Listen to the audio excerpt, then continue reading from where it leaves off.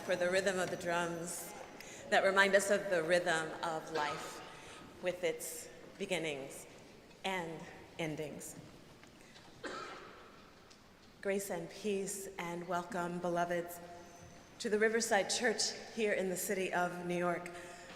I am Adrienne Thorne, Riverside's 8th senior minister, and it is our honor and our delight to host this celebration of the extraordinary life of Harry Belafonte, even as we have been holding his family and loved ones in our prayers over these many months since his passing. Mr. B, as he was affectionately known by the staff here at Riverside, who welcomed him over the years, was an icon of stage, screen, and street, using his sizable platform and power to push for the civil rights of Black folks.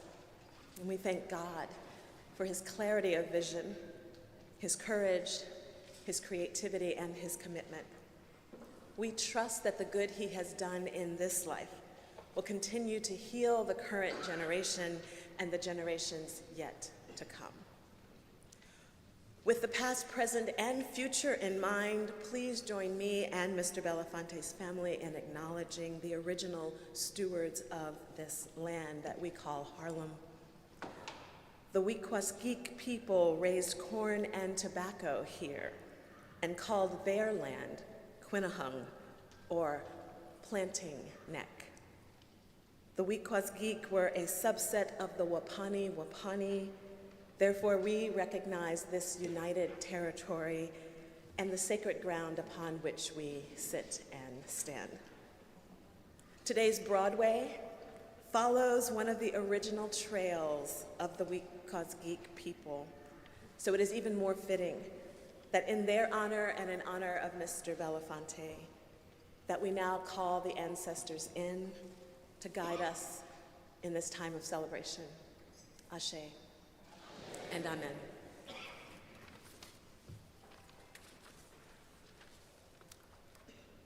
Brothers and sisters, and at Harry's homegoing, that's a big word. That includes all of us.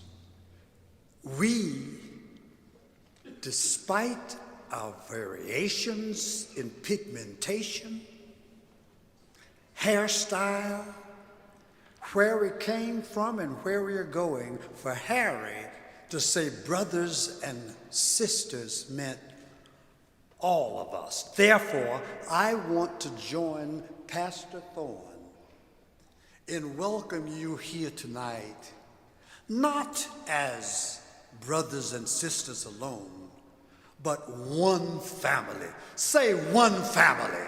One family.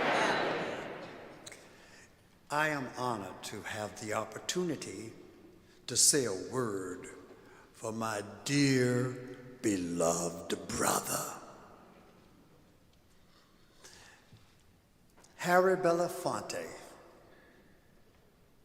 was not a saint, but God took his life and also his song and said, I'm going to take Harry's song and make it to be a revelation of my song.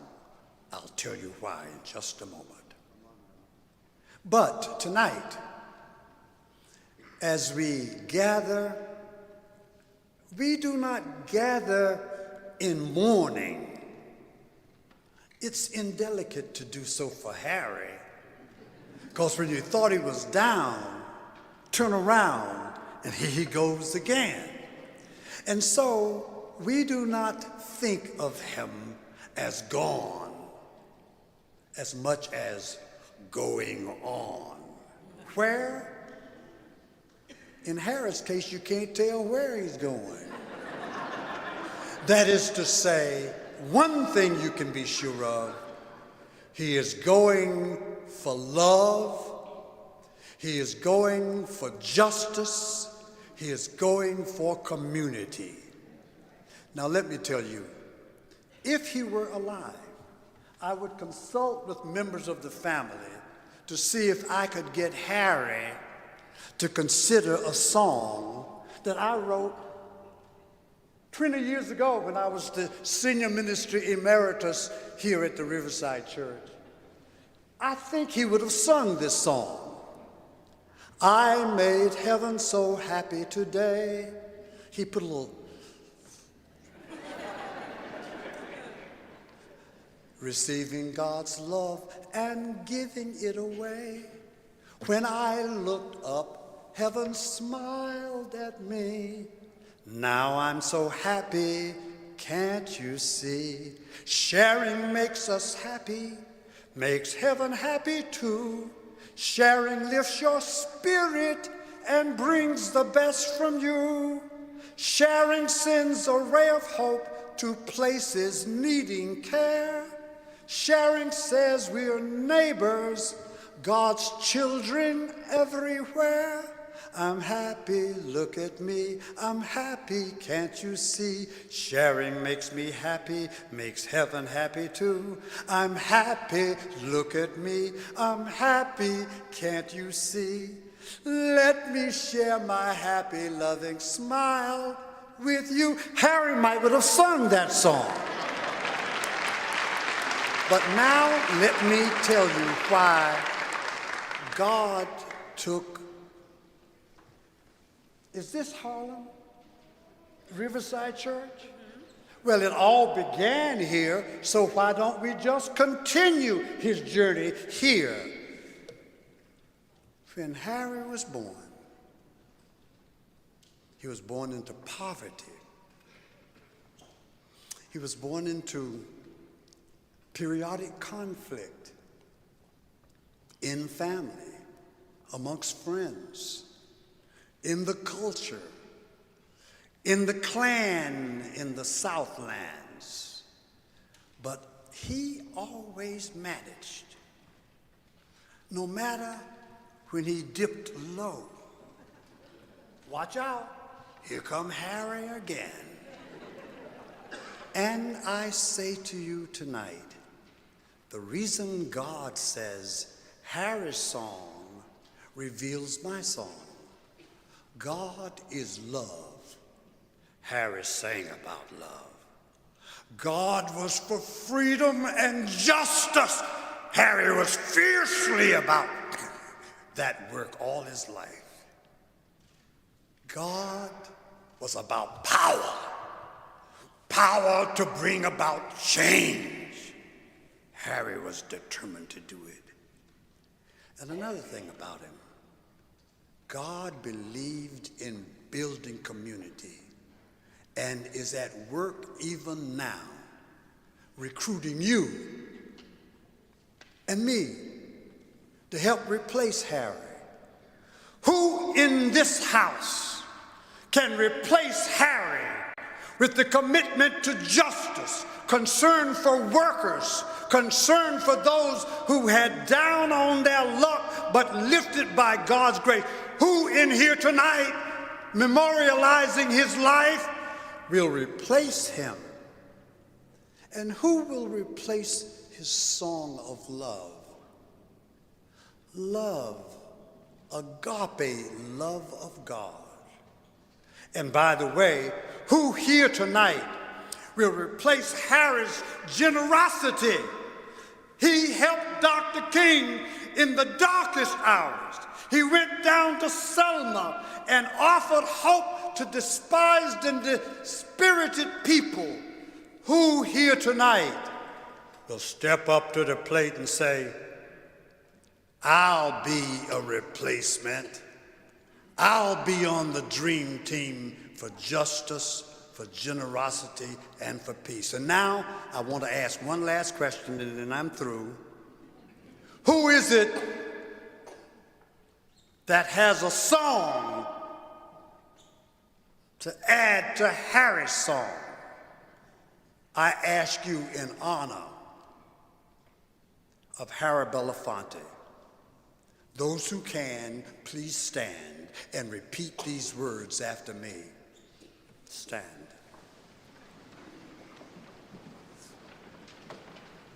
The first sermon I preached here had these words.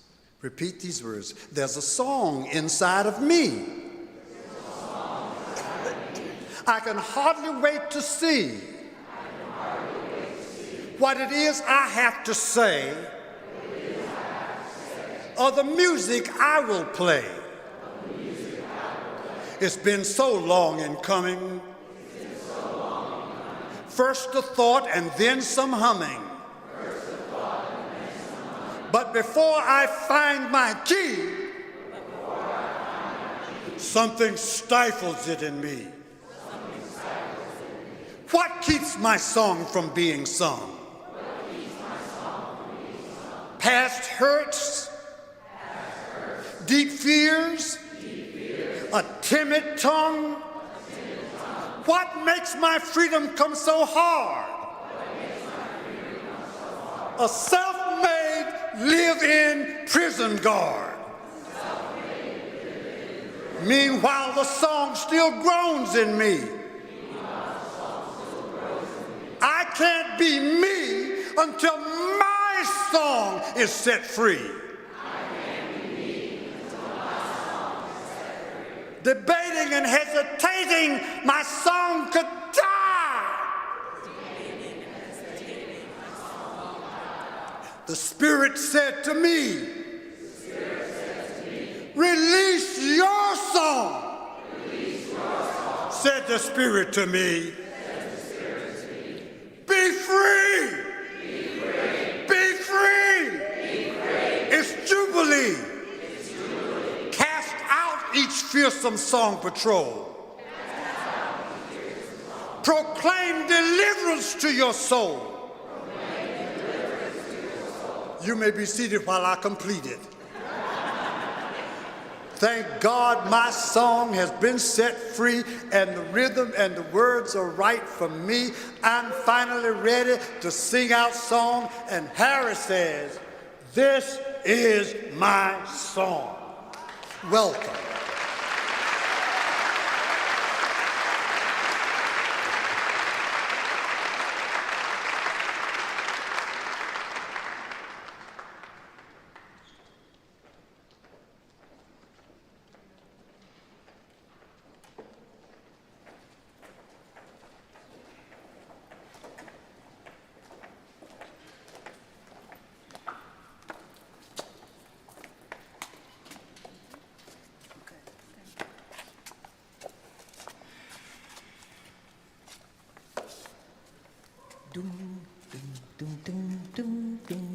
Good evening, everyone. Good evening, everyone. Hello. What about that song the Reverend was just talking about? Come on, y'all. We are Sweet Honey in the Rock. And I have to say, over these past 50 years that we have been singing and spreading our mission and our music, Mr. B was always in our corner. He came to see about us. He let us come see about him at the festivals and traveled with Sweet Honey in the Rock. We are so honored, humbled, and blessed to be here with all of you today to uplift, to bring the ancestors into the room. We offer this song. It is called Breath by Barago Joe, set to music by Dr. Isai Maria Barnwell. It is the ancestors' breath in the voice of the waters.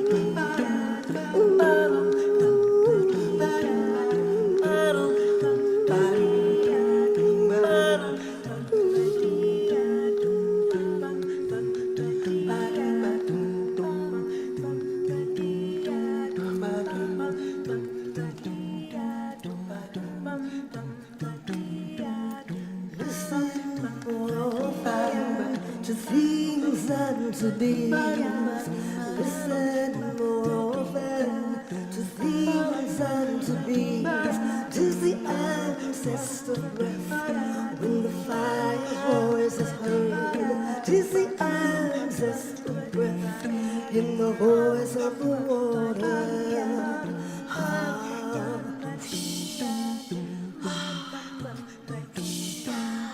Those who have died have never left.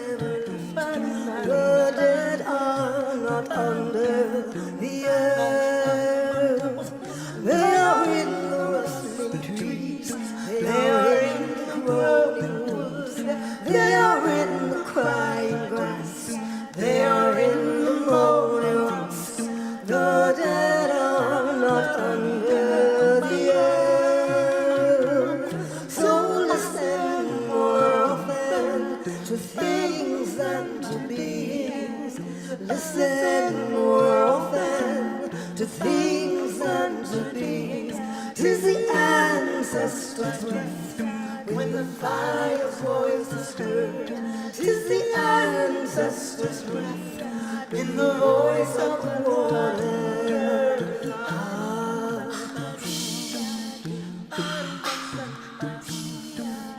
Those who have died have never left.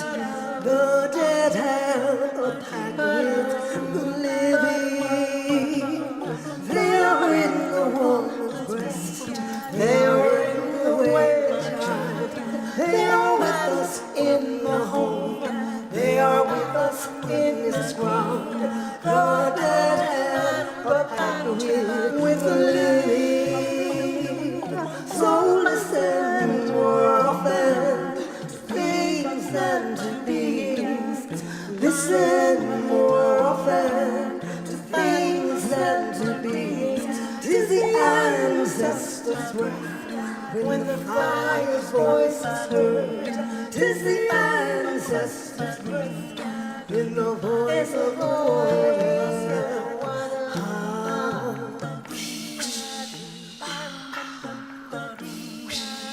Listen more often to things and to things. Listen more often to things. 'Tis the ancestors' when the fire's voice is heard. 'Tis the ancestors' in the voice of the water.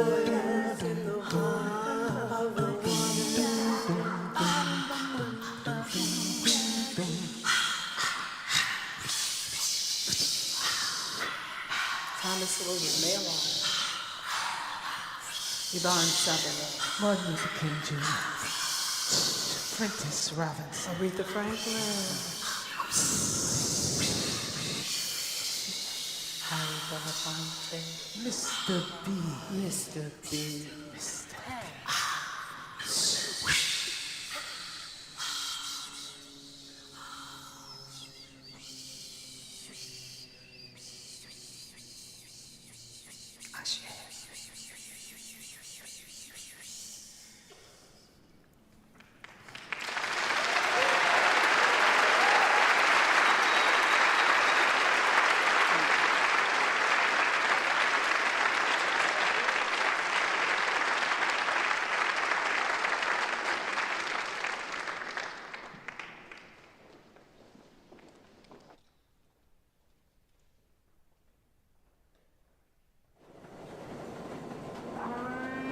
I was born in Harlem, and at the time of my birth, my father abandoned my mother, who worked as a domestic. She sent my brother and myself to live with relatives in Jamaica. I would go on occasion with my family taking their goods to market, and I remembered how grueling the work was. Almost all the songs that I later came to sing were songs that I'd heard among the peasants and among the peoples of my family at that time. Did I lie down me wrong, go home? Since I was a child, thanks to my mother, I've been involved in the movement. And she willed me into a life of care and taking notice. And I was the most rewarded person on the face of the earth to have had all those lives walk through my space. were some of the most courageous social activists and thinkers of our time. They were my mentors, my inspiration. Through them, I understood America's greatness. My mother made me understand that I should never ever awaken in a day where there wasn't something in our agenda that would help set the course for the undermining of injustice.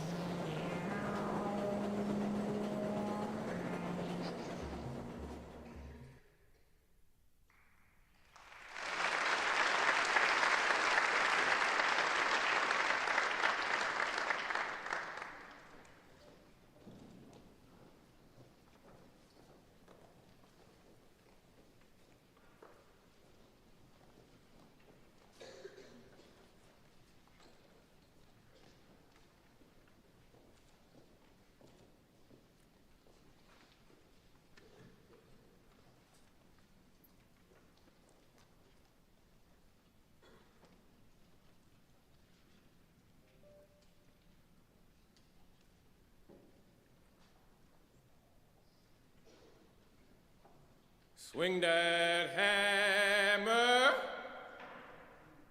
swing that hammer, swing it higher above your head, making little ones out of big ones. Hammer kill you, almost did. If I ever leave this chain gang, I'm a-coming once more. Mama, do not scorn me, do not turn me from your door. Swing it high, boy, swing it low, boy. Swing that hammer above your head. Swing it high, boys. Swing it low, boy.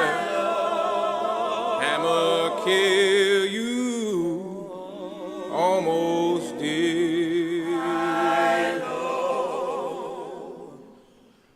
When I left old dusty Georgie, all I had was one thin dime. Well, I'm back in dear old Georgie, and I got to serve this time. Swing it high, boys.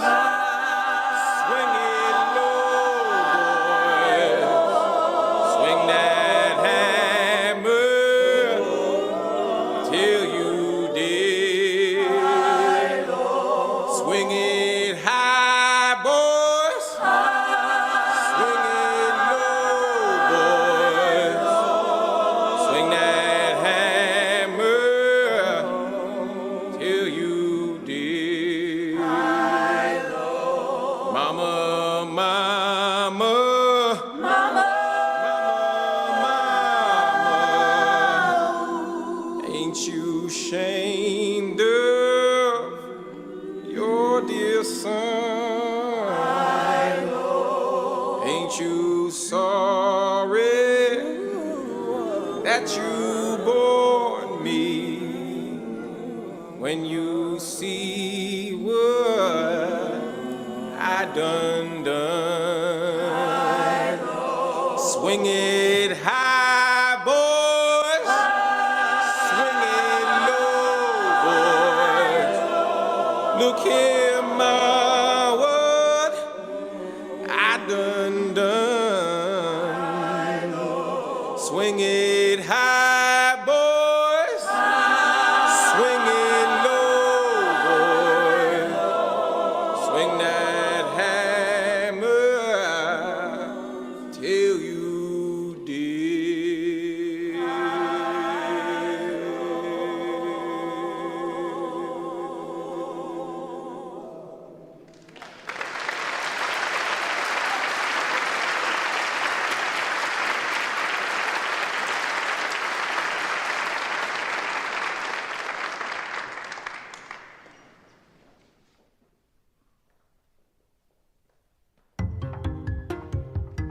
As events unfolded and things escalated in the civil rights movement, I was charged with the responsibility of bringing young people to the South to instruct and to guide black people in the process of voting. What is developing in the state of Mississippi is somewhat of a police state. Outright violent, facet, totalitarian conditions exist in this state. And we are very much concerned about the whereabouts the 3 workers in the summer project. I influenced those 3 kids because I was part of what recruited them to come south. Has forever been on my mind. 3 days after they discovered the bodies of Schwerner, Cheney, and Goodman, Harry was asked to take money into Mississippi. When I first got called about coming down and bringing money, I called Sidney and I said to him, listen, what you doing this weekend? And he says, nothing, man, I'm free. And I said, well, I got something I got to do, and I'd like you to go with me. And I said, I got to go to Greenwood, Mississippi. And he says, listen, it's okay, I'm going with you. But after we do this, I want to tell you something. Never, ever call me again. He said to me that he was going to speak with Robert Kennedy to let him know that we would be coming down. I mean, we're 2 fairly well-known people, and we might be targets. Trust me, man, it's gonna be all right. I talked to Burke Marshall, talked to the Justice Department, they're gonna have marshals. So we get out, we left from Newark. And from Newark, we went into Jackson. And we got on this little plane. And when we landed in Greenwood, it was empty. And all we saw was 1 black man in the whole airport pushing a broom, cleaning up the place. And I'll never forget, Sidney looked at him, he looked around a little longer, and he said, that don't look like no FBI. That ain't no FBI. That ain't one of us in disguise. We was all these marshals. When we got in to the cars and started up, all of a sudden these headlights went on. And I turned to Sidney and said, there's your protection. Willie Blue said, Marshall's my ass. He said, that's the Klan. We knew they were gonna try something. And we figured that they wasn't gonna do it inside the airport where too many people would see. The front car was a pickup truck. And I'll never forget, the pickup truck had a big 2x4 block of wood strapped to the bumper.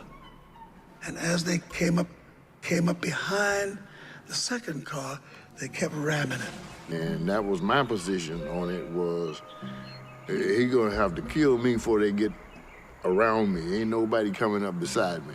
That's not in the equation. I had made up my mind on that one. And what happened is a bunch of cars came out of Greenwood with SNCC volunteers and other people in, and they came barreling down the highway and they met up with us. And then they all kind of got into like the cavalcade and drove into Greenwood. To me, that was our greatest moment. To me, I knew we had arrived. There wasn't nobody finna harm you guys. Y'all, it would have been a war.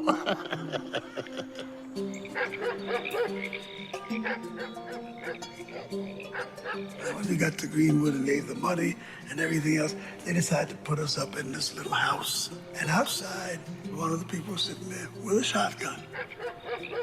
Harry, he stayed in this house with the family in the Delta. It was so dangerous. The house had been fired on. But he wanted to identify, not just with us, but with the local people. But he also wanted to bring us a sense of hope that we're with you.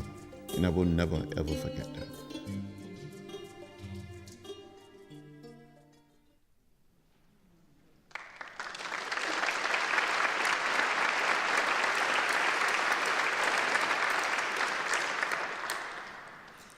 I met Harry Belafonte in 1961.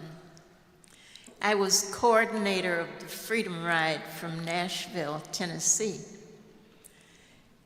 Pauline Knight was one of the Freedom Riders, and before she got on the bus, she told me, be sure to contact Harry Belafonte. He might be able to help.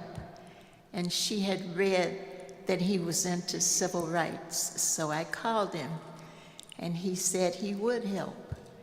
Among many things, he raised a lot of money for the Student Nonviolent Coordinating Committee, otherwise known as SNCC. Harry was very interested in the work of the organization, as well as our involvement with many communities where we had projects. So several times he invited several of us from SNCC to come to where he was performing. His performances were usually in the evening, so for 2 or 3 days at a time during the day, we would have meetings where we would discuss what was going on in the South. Well, those meetings were very difficult for me. I'd be sitting in the meeting, and I'd start thinking, I'm sitting 5 feet away from Harry Belafonte as he is so good looking. And I'd be thinking that for a while, and then I'd realize I had missed what was going on in the meeting. So one of those times, Harry excused himself. He left the meeting and he said he'd be back in a few minutes. Well, it was 2 or 3 minutes later, there was a knock on the door. And I was sitting closest to the door, so I opened it and looked right into the face of Sidney Poitier. He asked for Harry, and I said he left, but he said he'd be back in a few minutes. And Sidney said, okay, thank you, and sauntered on down the hallway. Well, I closed the door and was grateful that my weak knees had not completely collapsed and that I was not sitting on the floor. I'll tell you, that close proximity to Harry Belafonte and Sidney Poitier, all inside of 5 minutes, 63 years ago, was too much strain on a young girl's nervous system. Harry Belafonte had integrity. He took principled positions. He had the courage to speak his truth. The world is a better place because he was in it.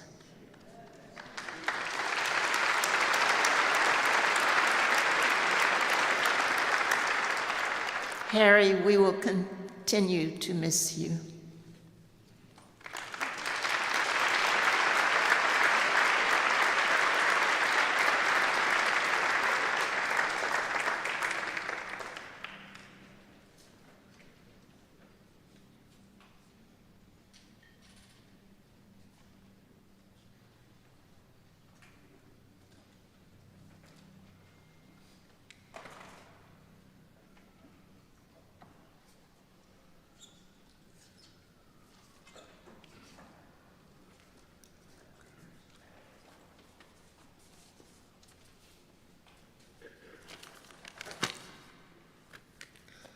Hi, I am Dr. Clarence V. Jones.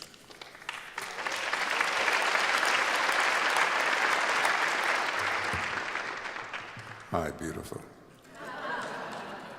If you were fortunate enough to be alive when I first met Harry in 1960, until March 1st, 2003, the date of his transition, and looked up at the sky at midnight, you would have seen millions of stars and noticed a shooting star so bright, its incandescence so powerful in its brightness, that it outshone all other stars in the midnight sky.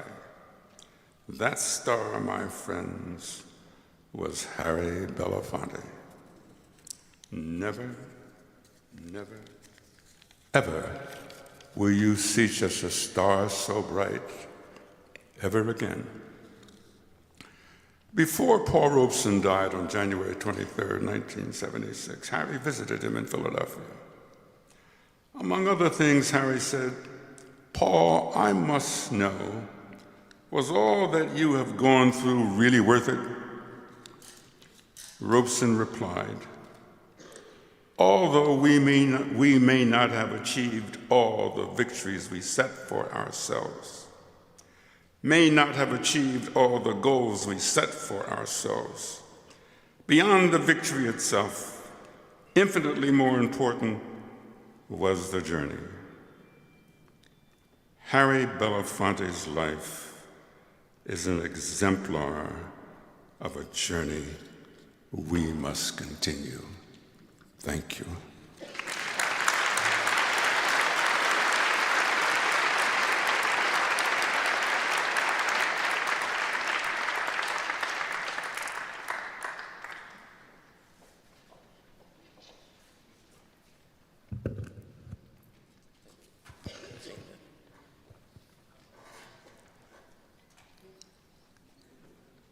Okay. That's good. Everybody wants to see me down the middle. I take directions good. Tell me when I should stop. All the way, keep it going.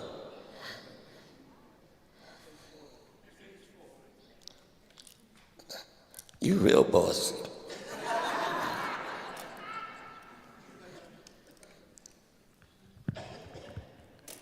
Good, brother? Thank you. Good evening, everyone. My name is George Gresham. Don't be embarrassed that you don't recognize it, because almost no one does. But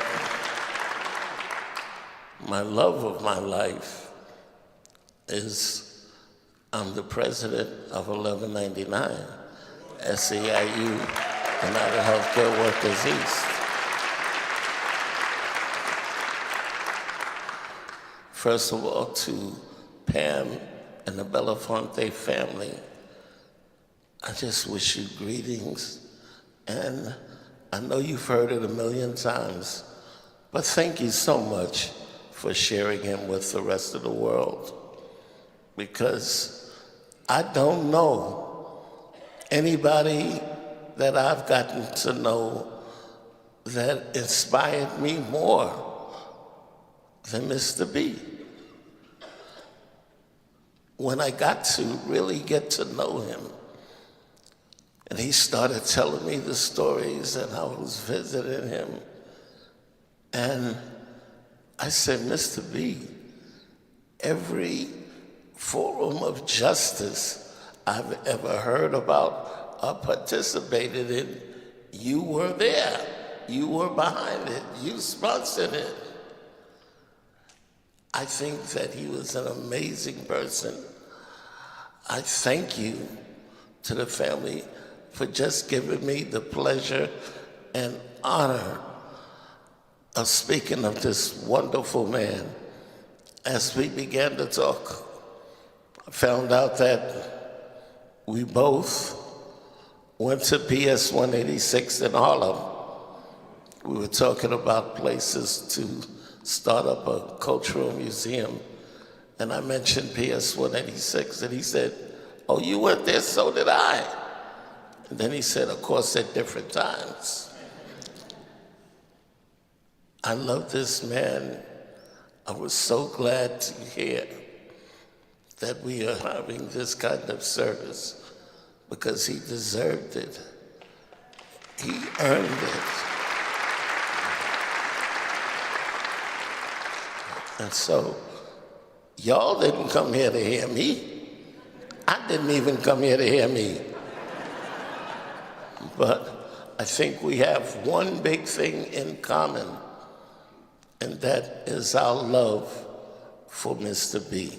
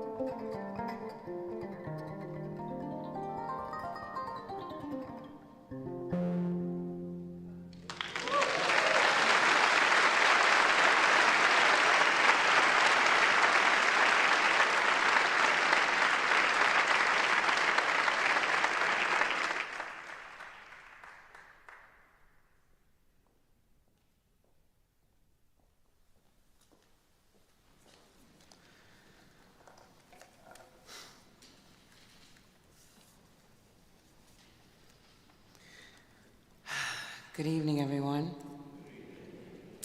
My name is Aja Monet, and I'm a poet, and honored to be here with you all this evening. For those of us who had the privilege to know, to love, to be known and loved by Mr. B, look at us. We are each connected by the cosmic awe of his devotion to us.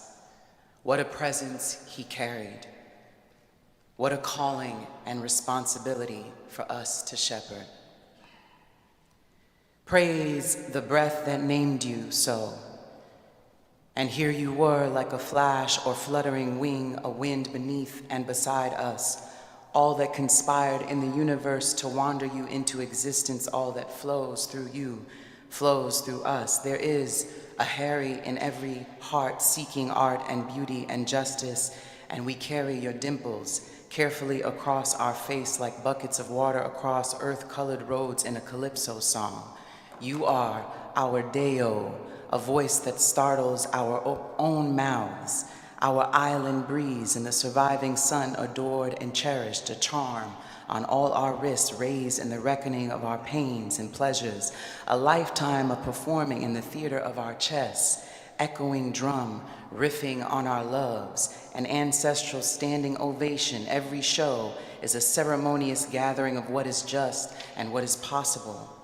There's never a dry eye in the house or an empty seat, because there you are, tender magnitude of meaning, a spirit that resonates and glows in a glance. Thank you for living, for loving, for being a temple, a library of sacred pages and poems, brother of Robeson and King and Dandridge, and a movement made us honest, truth-telling, handsome.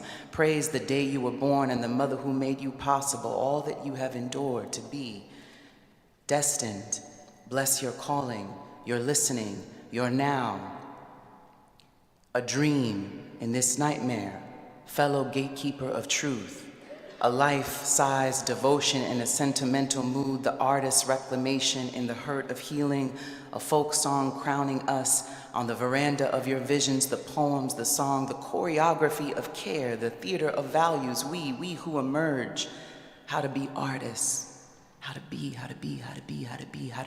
craft a purpose at a time when it would seem humanity has failed or is failing. I am reminded of the great radical tradition by which Mr. B has thrusted us toward what it means to be literate in the language of the heart, the artist's assignment, the love that lives for Mr. Belafonte is a love that lives for us as Black people in this terrifying experiment called America. The love that lives for him is the pulsing presence that overcomes and comforts us in the deep joy and sadness. He was love manifest and unmeasurable. He was our moral compass, a library, a visionary.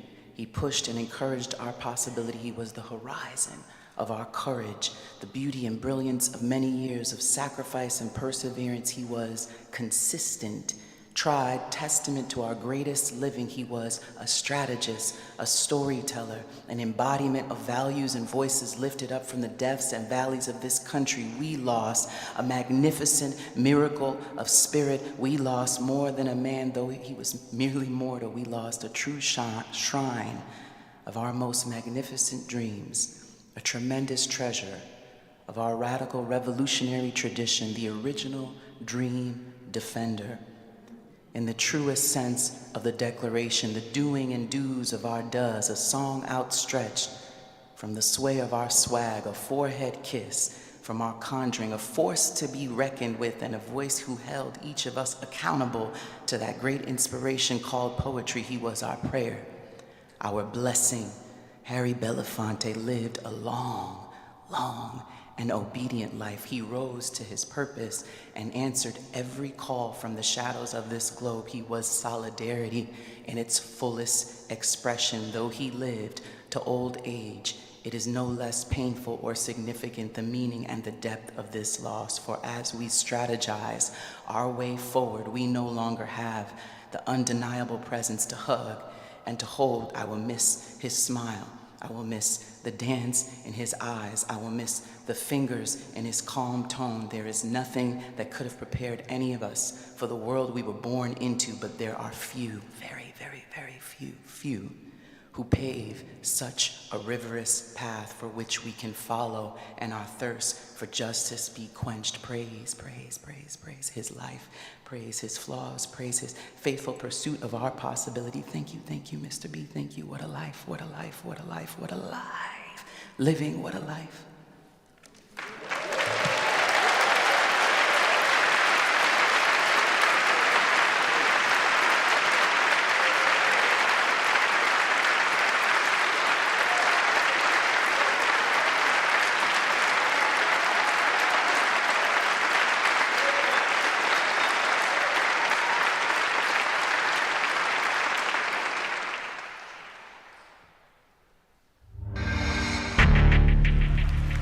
I got awarded by the NAACP, and I said, thank you for the anointing from this organization that's about Black life, and here are my thoughts on the subject.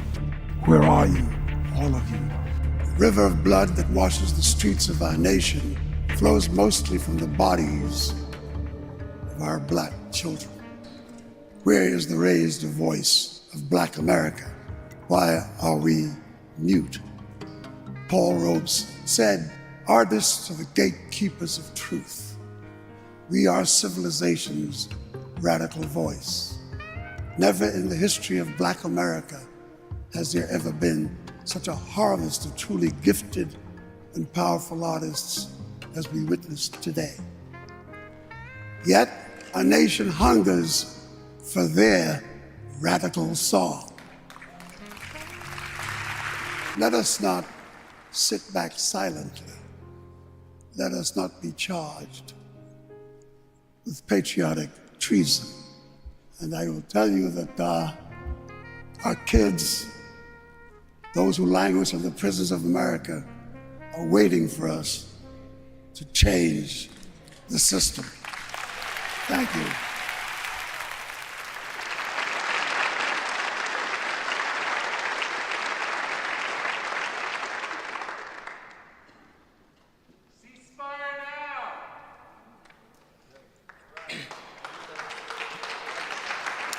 First and foremost, my loving condolences to the Belafonte family.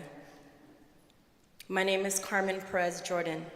I am the president and CEO of the Gathering for Justice. Distinguished guests, cherished community, it is with a deep sense of honor and profound emotional weight that I stand before you to pay homage to an incredible man. Harry Belafonte was a pivotal figure in my life, as well as countless others, many of whom are here with us tonight. Our paths crossed in my early 20s, many, many, many moons ago, within the walls of Northern California, in the prisons called Tracy, with my mentor, Nane Alejandres of Barrios Unidos.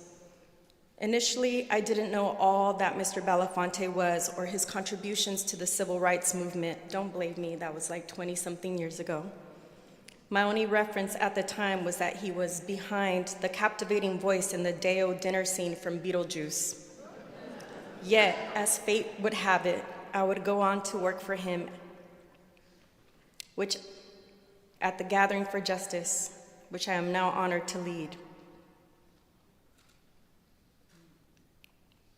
Through my journey alongside Mr. B, I came to understand the true extent of his dedication and sacrifice. It was a gradual revelation shared through many conversations and various projects, uncovering the layers of his vast contributions to the fight for equity and liberation. I learned not only about his contributions, but how things came to be. He gave me and everyone I brought into the office the behind the scenes of most social justice movements, the strategies, the tactics they used, leaving behind a blueprint for us to pick up, adding our own flavor to it. He taught me about the transformative power of our voices and how they can serve dual purposes, both as beautiful melodies and as clarion calls for justice. He showed me that the stage is not merely a venue for performance, but a platform for advocacy. where every lyric can reflect the deepest truths of our society. He often said, "Meet people where they're at and champion them to our cause." He also said, "There's a role for everyone in this movement." Yet, it was his belief that each generation is responsible for their own liberation that compelled me to start Justice League NYC with my peers who are here with me tonight. Mr. B and my relationship was a special one that went beyond the conventional mentor-boss relationship. He was a source of endless wisdom, inspiration, and a walking history book. He also had lots of jokes. I know many of you heard them. There's so many stories of our time together that I would love to tell you.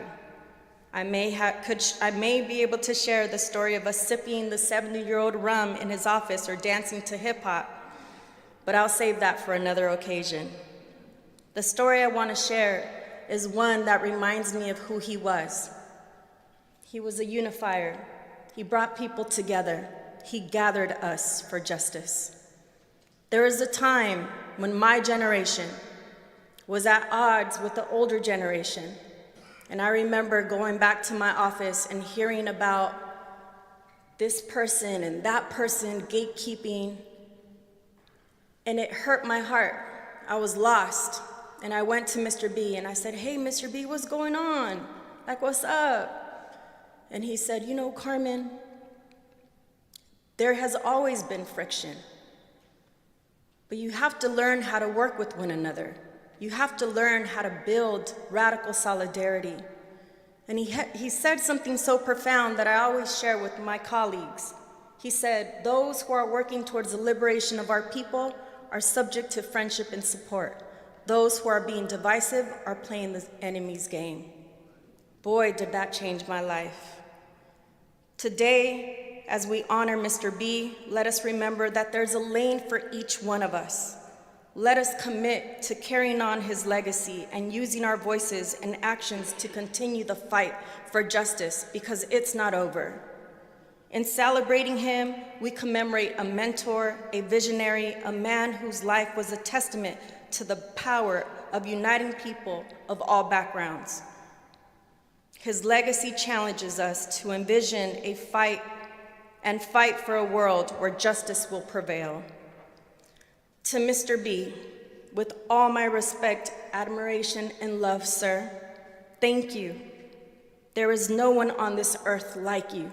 There is no one who did what you did to the very last day. Your impact is boundless, your legacy everlasting, and your teachings will continue to light the way for many of us. Your spirit lives on in all our work, the lives we touch, and the change we seek in the world. Thank you.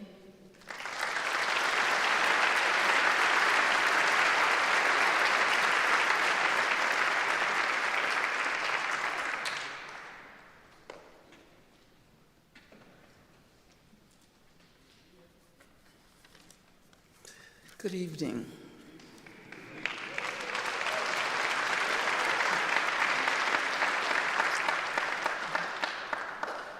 We who believe that the future is not bound to replicate oppressive patterns of the past will be forever grateful to Harry Belafonte for his radical vision, his unfaltering commitment, and his eagerness to go wherever he heard the call.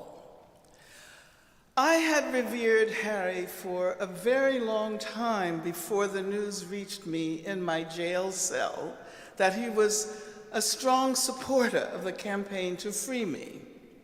I think I saw him then as a star who had decided from that position to embrace social justice causes.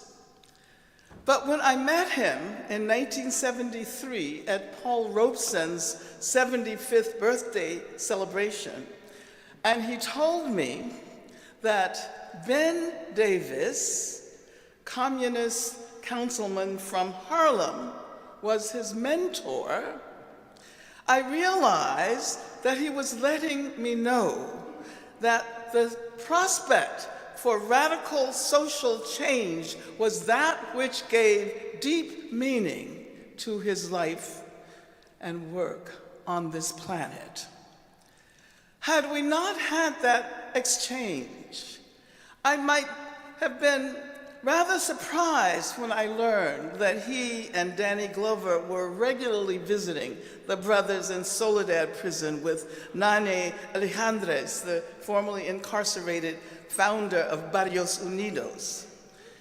Mr. B's spirit continues to animate our calls for abolition of carceral structures everywhere.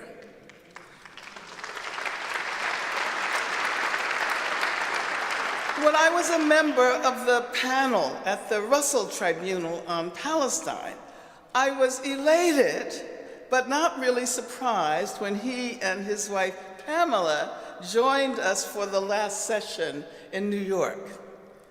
Harry's spirit will be animating those who march tomorrow for a permanent ceasefire and an end to the Israeli occupation of Palestine.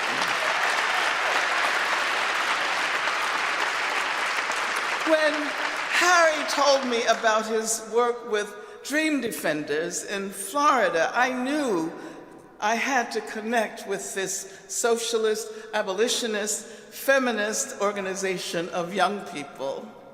Mr. B's spirit continues to animate Dream Defenders and all those who lead us on the Freedom Trail. Harry summarized his own life by saying, "The pursuit of justice is all I have ever known." May all of us follow him in that journey.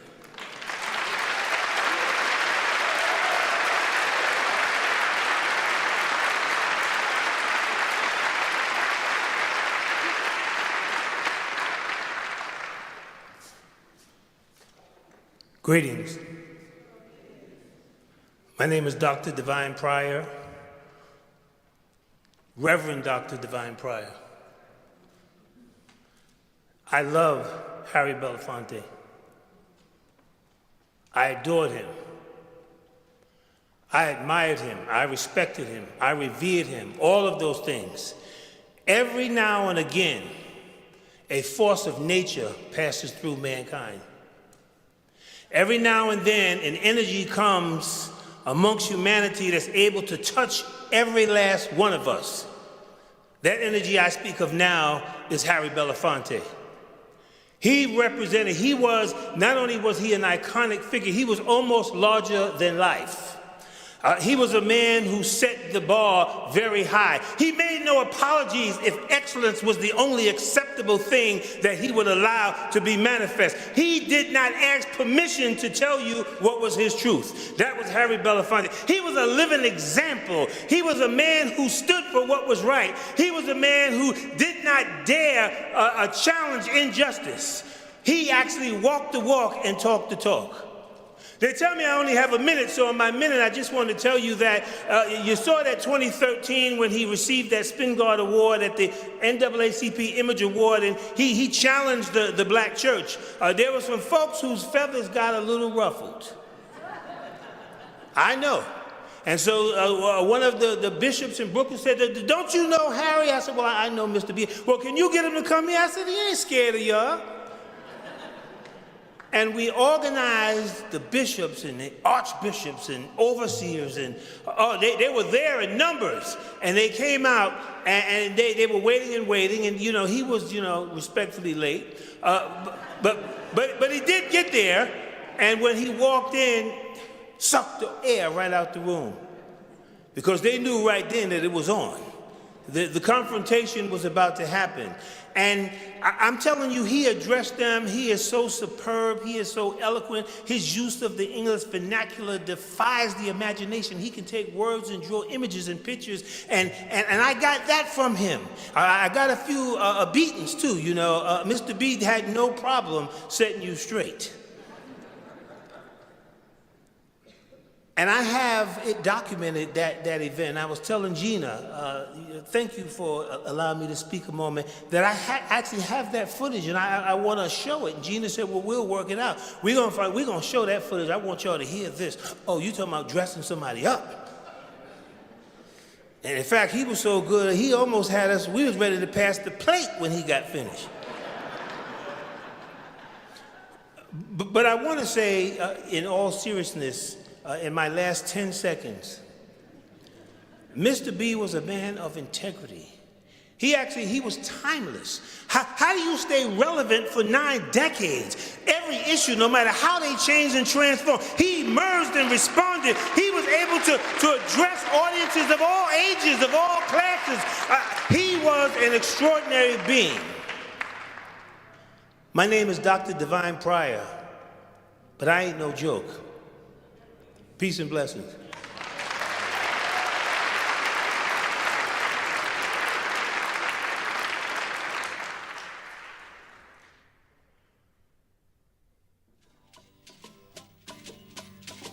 We come from the fire, living in the fire, go back to the fire, turn the world around.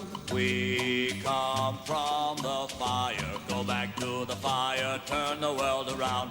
We come from the fire, living in the fire, go back to the fire, turn the world around.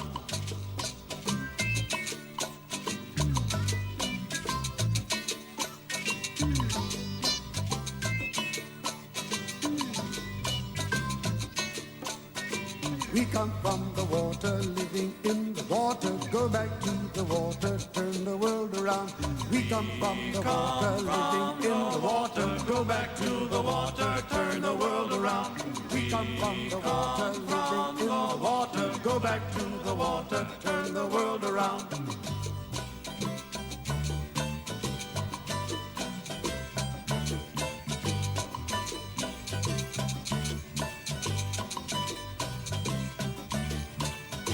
We come from the mountain, living on the mountain, go back to the mountain, turn the world around.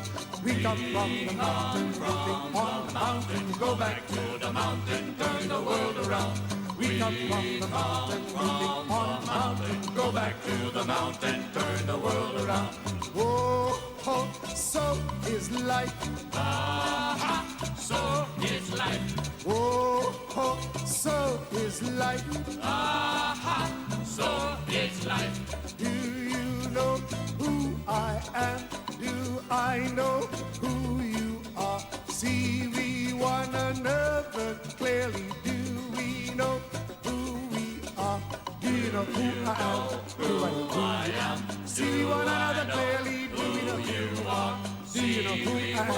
Do I know who you are? See we one another clearly. Do we know who we are? Whoa, so is life, Abatiwa. So is life. Whoa, so is life, Abatiwa. So is life.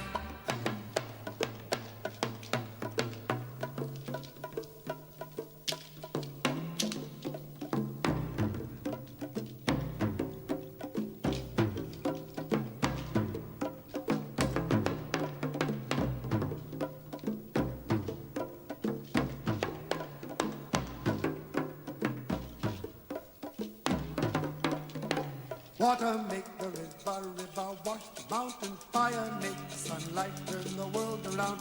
Heart is of the river, body is the mountain, spirit is the sunlight, turn the world around. We are of the spirit, truly of the spirit, only can the spirit turn the world around. We are of the spirit, truly of the spirit, only can the spirit turn the world around. Do you know who I am? Do I know who you are? See we one another clearly. Do we know who we are? Do you know who I am? Who I am? See we one another clearly. Do we know who we are? Do you know who I am? Do I know who you are? See we one another clearly. Do we know who we are? Oh, so is life, Abatiwa. So is life. Whoa, so is life, Abatiwa. So is life. Whoa, so is life. like a batiwa. So is life. Whoa. So is like a batiwa. So is life. Whoa. So is like a batiwa. So is life. Whoa. So is like a batiwa. So is life. Well, it's been such a great show that we can hardly bring ourselves to end it. And we all know who we have to thank for that. The scriptwriter. No, the guest star, Fuzzy. And so thank you from all of us, Mr. Harry Belafonte. It's the greatest group of singers I've ever worked with. To the Muppets. Night all. Thank you. We'll see you next time on The Muppet Show.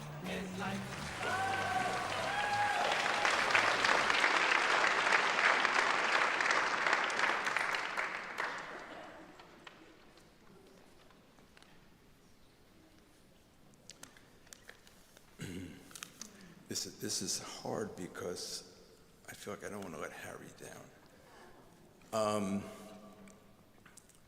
This is also an extraordinary tribute to obviously a very special person. And it's probably everything he didn't want.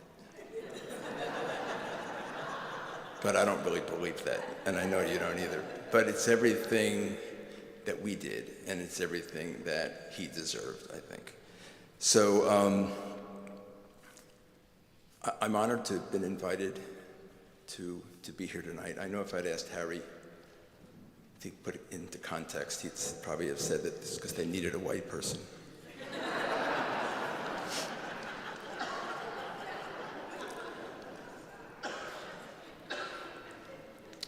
But I also know he would have looked out and seen the family here, and probably nothing would have made him more proud. I know how important that was to him to see the family together. And now, for this reason, it would have justified us being this tribute. He would have gotten past it. And I know how appreciative he was of all of you. I know how special Pam was in caring for him and probably keeping him alive and keeping him with us for so much longer than we would have otherwise.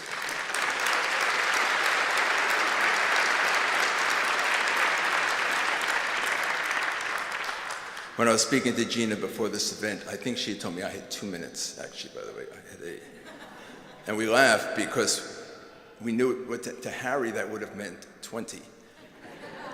Passionate, articulate, and unscripted, but still 20 minutes.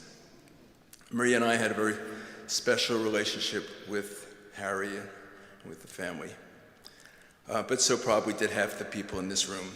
We adored him. And I've struggled with finding the words that can explain the relationship as well as the void that he has left us.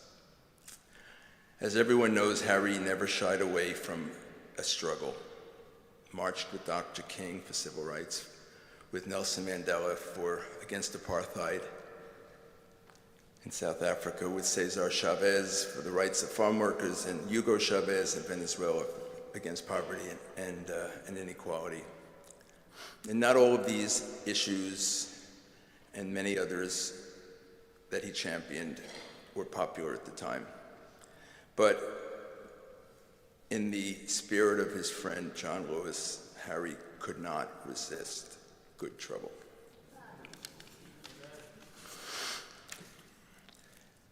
He was even brave enough to take on a truly formidable one, the battle of the sexes. First serving as co-chairman for the Women's March in Washington in 2017. In his words, man smart, woman smarter. Politically suggesting that no matter how smart men think they are, women are always a step ahead. Probably an ode to his, he would have agreed with you, probably an ode to his wonderful wife Pam and his dynamic daughters, Sherry, Adrienne, and Gina. Sorry, David, but you're in good company. Upon my request, and because of his concern for the millions afflicted with AIDS, with HIV, he agreed to join the board of AMFAR, which I chaired, wanting to fight for drug and treatment access to the underserved populations in the third world. Harry was looking for a crusade, even though I kept reminding him that we were an AIDS research organization. It didn't stop him. He still was looking for a crusade, and I'd continue to remind him. Harry was so damn talented, he won the highly coveted and rarely achieved EGOT, Emmy, a Grammy, an Oscar, and a Tony. He received the Kennedy Center's honors, the National Medal of Arts, and numerous honorary degrees from prestigious institutions.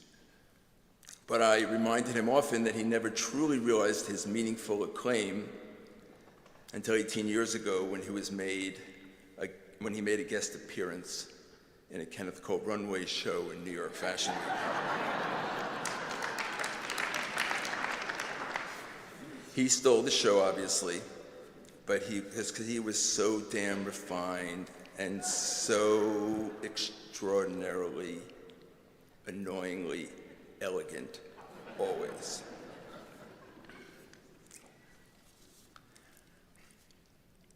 Reflecting back, when I used to experience various monumental moments, birthdays, awards, as well as losses, I lost my mother. He was always the first to call. So annoyingly thoughtful. Despite the unidentified caller part, which I'd get past, often leaving melodic and hoarse voicemails, he would ask, "How are you?" and insist that I actually answer the question. He was a better friend than I knew how to be. I was struggling one day, and the solution started with, "Why don't you come over and let's smoke a joint?" His wisdom was often something like, "When life gives you lemons, make a margarita."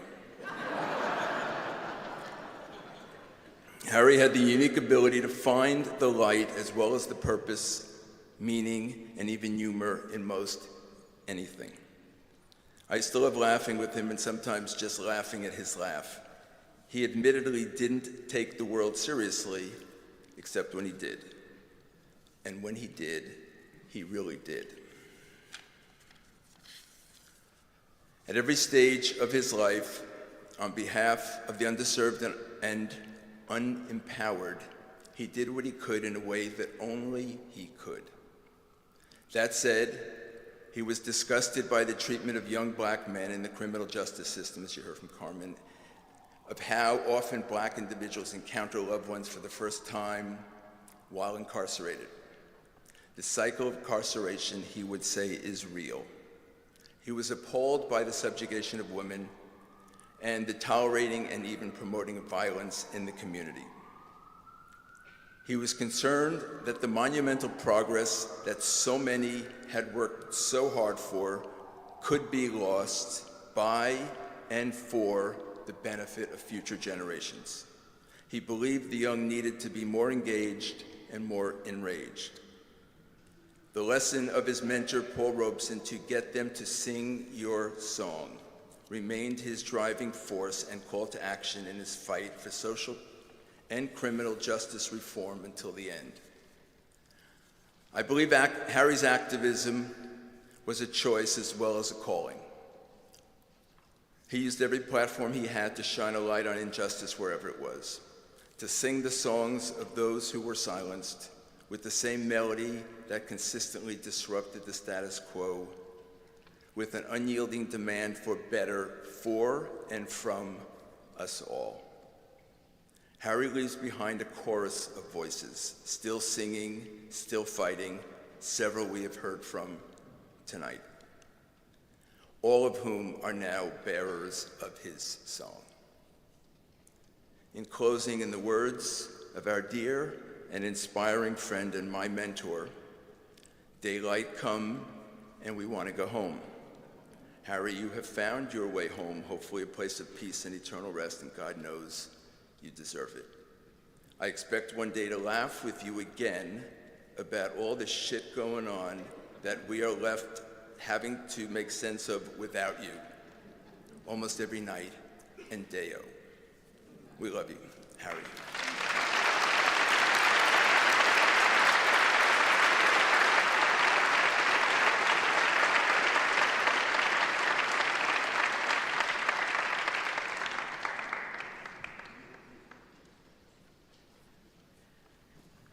I made a promise to my wife I would be short, even though we were married here. Harry knew my father, the late, great jazz bassist Bill Lee, and they were the same folk circuit.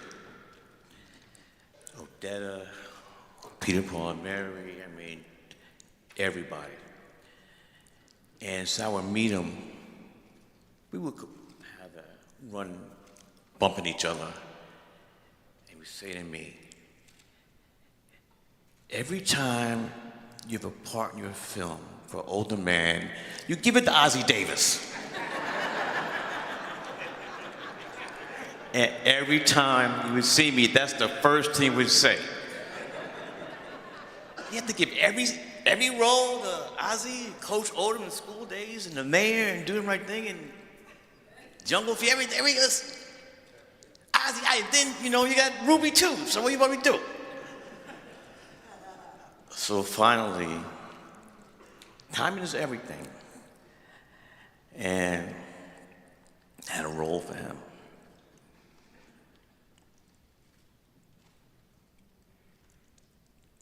And this scene was about, he talked about in his younger life, he was witness to a lynching. So he said, I'll do it. But then it got a little shaky. So we didn't know for sure if he was gonna come. So we had somebody's staffs, I don't know if you knew this. We had somebody's staffs just in case. I'm not gonna name them. And I told the crew, wear your Sunday best. They did not know who it was, but I knew that it had to be somebody major if they had to get dressed to the nines. Then my AD said, he's here. And I went to the car and led him into the set. And people lost their mind. I cursed, but I'm not cursing here. And the performance he delivered was amazing. And a couple days after that, I collect stuff, so I had a poster from Carmen Jones. And the description was, now I could go to heaven. I've been to Spike Lee joint. I'm gonna close, it has to be sports. He's the GOAT.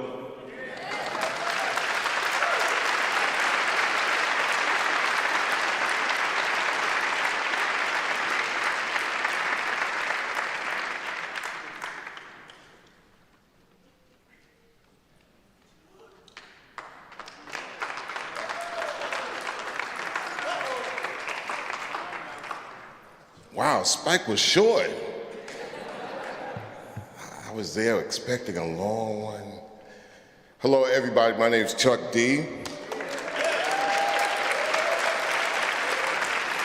I'll be quick, too. I'd like to thank the Belafonte family. I'd like to thank everybody for even giving me a chance to say a few words. I first was kind of messed up for a bunch of years because the first time I met somebody who was like a relative of my family that everybody looked up to, everybody in the family. I met Mr. Belafonte when he was 80 years old. And his son David did a speech and messed me up. He said, my father's not 80. He's 4 energetic 20-year-olds in one person. And I was like, well, 20? Well, how am I gonna match that? And for about like 25 years, I only got 4 hours sleep a night. He left the world a better place. Understatement, right? If you pay attention to the world. Culture is that thing that unites human beings for our similarities and knocks aside the differences, and is definitely a king at that, and taught us. As a matter of fact, it makes culture different from government. You know, culture unites human beings, and governments like to split humans up, categorize us, put us in these little boxes. And sitting and having conversations with Mr. B, you know, he gave you the feeling that you was talking to Paul Robeson and all his heroes too. He just transferred that energy like pop locking. Speaking of pop locking, his contribution to hip hop is an understatement. I mean, not only did he overstand it, but also coming from New York, he didn't reject it, he accepted it, he embraced it with the Beat Street movie and the auditions and getting with the people and the young people. And when people was throwing whatever at the music, he was right there as the king that opened the doors. My good brothers Kool Moe Dee and Dougie Fresh are examples that coming from the seed of Harry Belafonte. And the talk about, I mean, you know, everybody in here understands that keeping it real is old slang by now, so you get it. He's as real as they ever had, Mr. B. Also, he didn't want the rapper, MC, or spitter to just be a hollow barker. He is the Black Print. And coming from Long Island, we knew that what Mr. B was doing for hip hop was great. I was a DJ, so everything that came through us, especially from the movie and whatever, and it fell in line with everything that we already had in the crates from Mr. B. He was a total package, the first total package, if you want to say Paul Robeson was the total package, as far as a male concerned, Mr. B is a total package. So you want to hear and talk about anybody in entertainment, movies, records, films, all this and that, nobody was more outstanding than he as an artist and a curator and a culturalist. And he finds the time to bring the noise when it comes down to making human beings and governments accountable to human beings.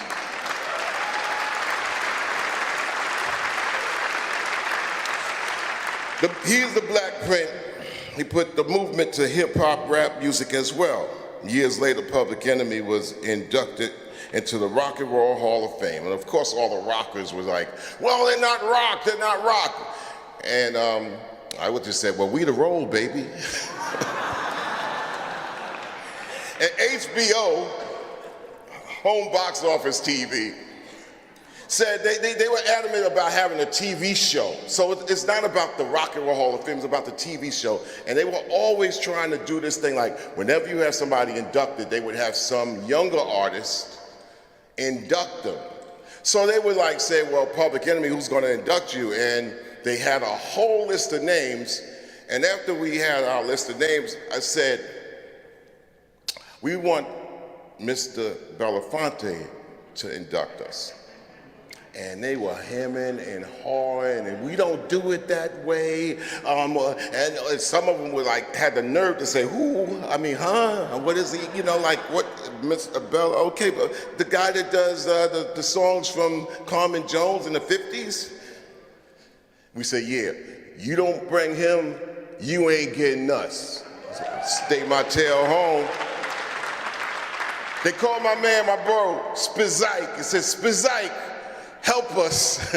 Spike says, you know what? Chuck and them said they want Mr. B, I want Mr. B too.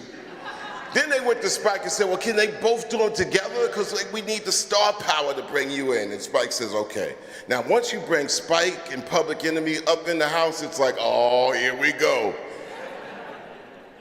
Mr. B inducted us in, but we was like, it ain't about our induction, who are we? How do we honor our heroes in prime time? Also, they wasn't used to seeing black elders on TV anyway. Even to this day, you don't see black elders on TV. It's always about the sell. How do we pay homage to our heroes? From that, I got involved with his daughter, Gina Belafonte, and the Sankofa, organization, and it's been a treat just to be able to be on call. I mean, it's really simple. Chuck, we need you, holla, I'm there.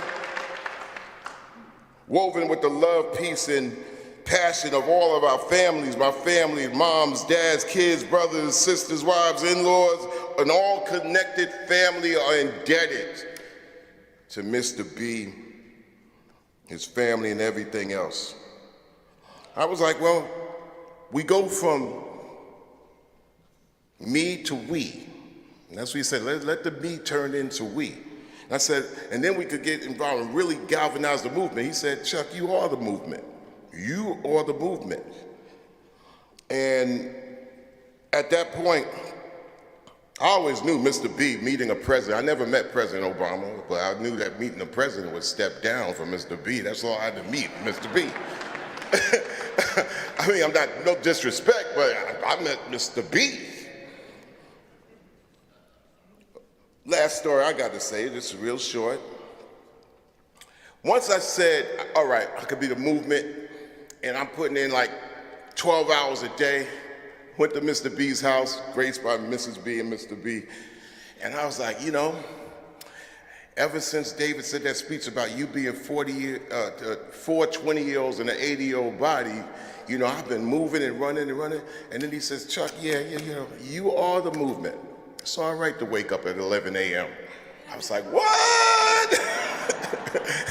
Because sometimes it was like, Mr. B, nah, Mr. B ain't waking up to 12, and that's when you put in the work and you are the movement, then Chuck, you could wake up at 10 a.m. and make all in every walk of life accountable, but be accountable at the same time. Salute, Mr. B. Thank y'all.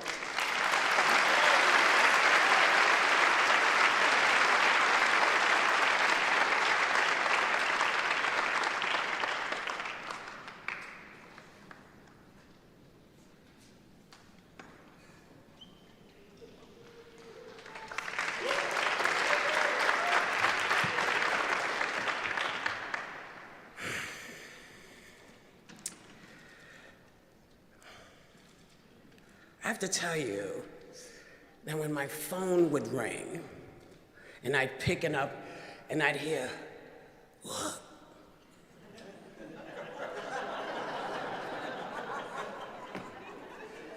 I knew it meant one of two things. I needed to be somewhere, I needed to bring something, and I had to be prepared. The thing that he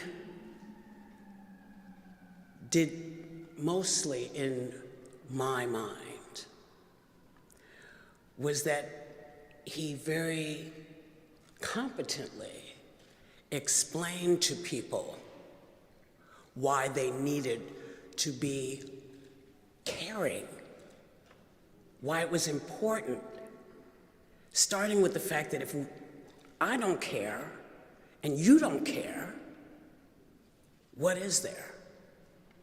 And he once said to me, why do you do what you do? And I said, what do you mean? He said, well, why do you say the stuff you say? I said, because I think it. And sometimes I just say what's in my mind. He says, it scare you? I said, yeah. He said, I don't believe you. I said, no, it does. It scares me because I don't want to stop feeling that I have a purpose. That when people disappear and go, it's not going to say to me, okay, well, now I can find a way out. It is hard to stay committed. It is hard to stay committed. You are constantly having to tell people, this is our world. Without us, there is no sense in doing what we do, so we have to get up every day. So I've been in prisons with Harry. I was in Paul Newman's cancer camp singing with Harry. Hole in the bucket. Very little scares me. Very little freaks me out. That was difficult. Because Harry is smiling and I'm thinking, oh, shit. Okay, here I'm now, okay. Dear Liza, and he finally said, what? I said, huh? He said, come here. You see me? I said, yes. He said, follow what I do. do what I do, and then it'll be fine. I said, okay. So we got through it. He got through it. I've never gotten over it.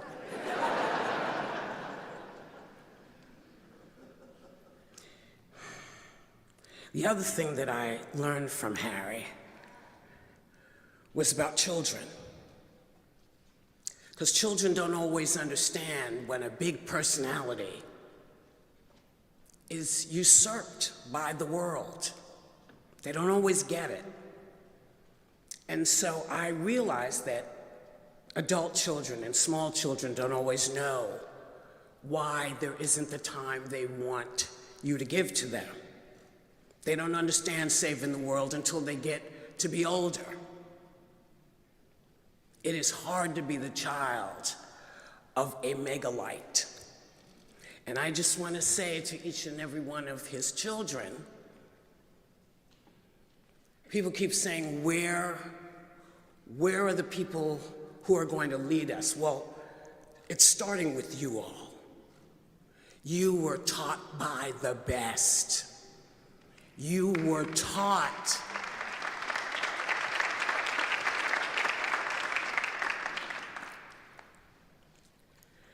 that in spite of people's stupidity, we still have to reach out to them and help them walk. We have to keep doing it to people who you don't want to talk to anymore because there's just nothing left to say. But that's not true, because there's never nothing left to say.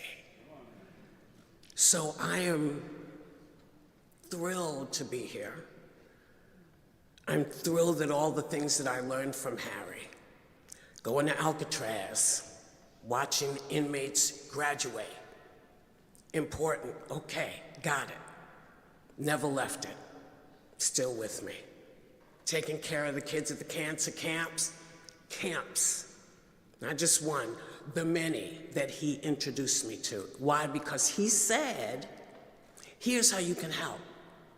Here's what you can do. Stop cussing at people.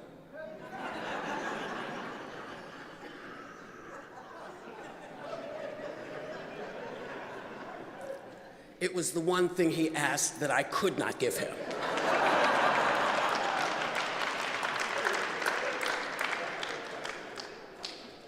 But I'm going to follow the path. He set it out. It's very clear. We'll all go home and remember and think about all of this. But let those moments grab you, those deep, dark moments that say, man, what are you doing? You got to get out and do it. You got to reach out. You got to do something. And know that you do. That you do. That's why he was here. He gave us the roadmap. It is up to each and every one of us to follow it as best we can. You don't have to be Harry, but you have to understand what Harry was trying to give the world. So, thank you, family. Thanks for letting me hang out as family. Because, I'd be up under him.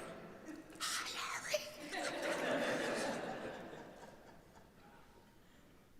And the last thing I'm going to tell you that I want to talk about is the fact that Harry tore down, not just knocked him down, he tore down boundaries on television.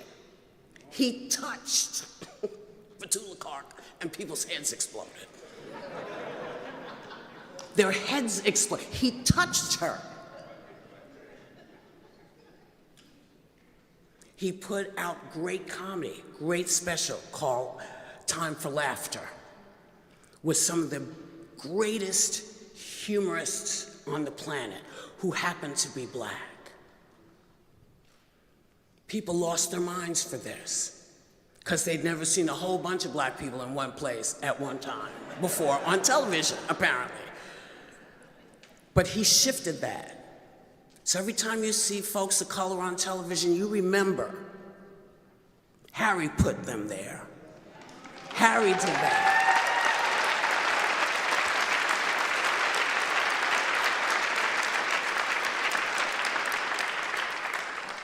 I believed you. Thanks, Harry.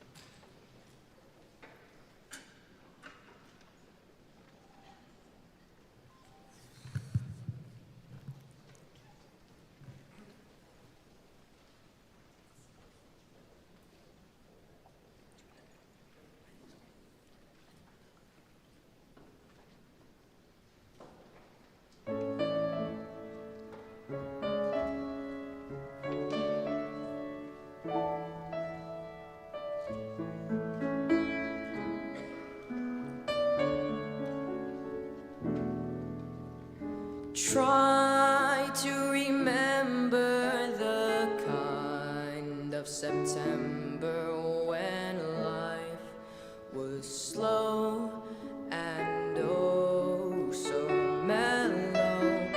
Try to remember the kind of September when grass was green and grain was yellow.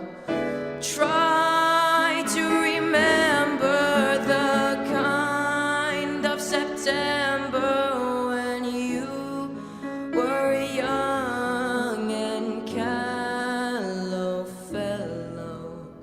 Try to remember, and if you remember, then follow.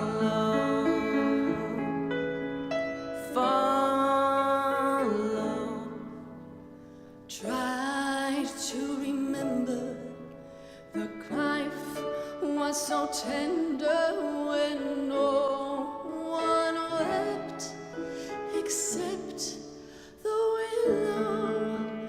Try to remember when life was so tender when dreams were kept beside your pillow. Try to remember when life was so tender, when love was an ember about to be low. Try to remember, and if you remember, then follow. Follow.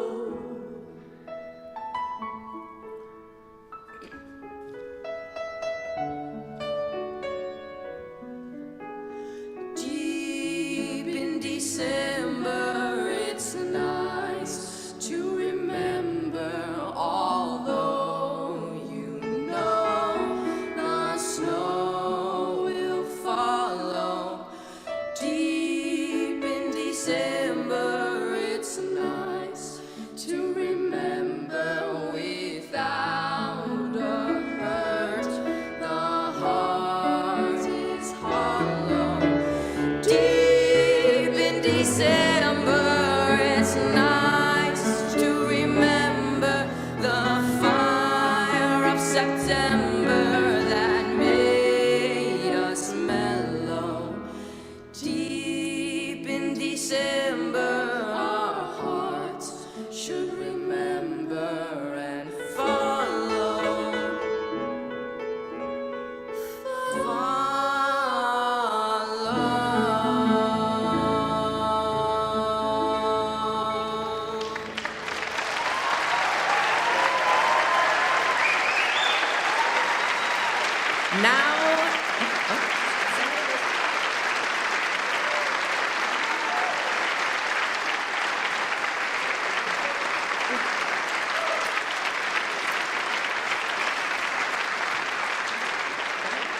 So it feels unnatural to just sing and not say a few words to send out Grandpa off. So here we go. My name is Amadeus Belafonte. I'm the youngest of Harry's 5 grandchildren. I was 15 when my grandpa passed, and to me, that was a lifetime. My grandpa lived almost 7 times that of my short lifetime, and I, along with Pam, entered in book 7. There was a ginormous life before book 7 that I will truly never know, yet live in my genetics. But what I do know is that my time with him was special, and that my book 7 was filled with him on almost every single page. I might not have experienced sex symbol grandpa, grandpa activist, or red carpet grandpa, but I got to experience grandpa who visited my classes, watched me perform, went to the movies with me, played bingo, and played matches for hours. So I called him Fafa. So did she, which means dad's dad in Danish. Dear Fafa, I love you beyond words, and I have not yet come to terms with the fact that I will never see you again. I think about you each and every day, more times than I can count. You are still such a big part of my life.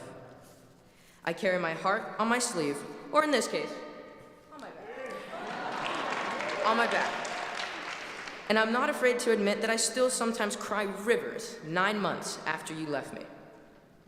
I don't know what stage of grief I'm in. I feel like I've visited and revisited the same stages over and over again. Almost like it's waiting for me to finish my chores, my work, my homework, my studying. Right when I think, I'm good. It jumps out like Kato from the Pink Panther movies at the most inconvenient times, which reminds me of the clumper. So maybe it's just you reminding me that you love me and are still here. You meant the world to my family. You were my dad's everything for so many years. I love hearing all the stories from touring, Beach Street, and about the Grammy you both did not win for the Black Anthology of Music. I still smile when thinking about how all 4 of us visited you during COVID in full atom bomb hazmat protection gear, which was my mom's genius idea to get permission to finally come see you. You meant more than you know to my mom. I catch her more often than she knows fighting back tears, a battle which she always loses. I will miss going to the movies and falling asleep holding your hand. Seraphine and I still crack up about the time when you lost your phone and we looked all over Manhattan and it was actually in your shoe, days later. Where you put it. You wanna know why? Because the buzzing was annoying you.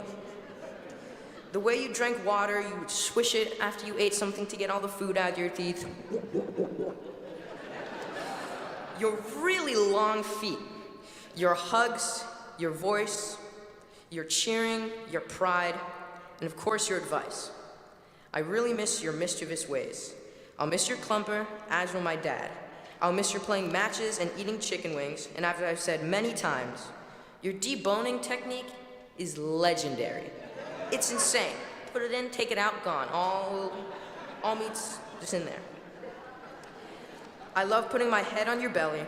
I loved your smell, which I still have in a sweater Pam allowed me to have. I still sometimes curl up in it and just cry in it. I love that you always kissed us on the lips, Seraphina, Mom, and Dad included. I miss those kisses, your hands, your love. I miss you so much, Fafa. Please keep visiting me in my dreams.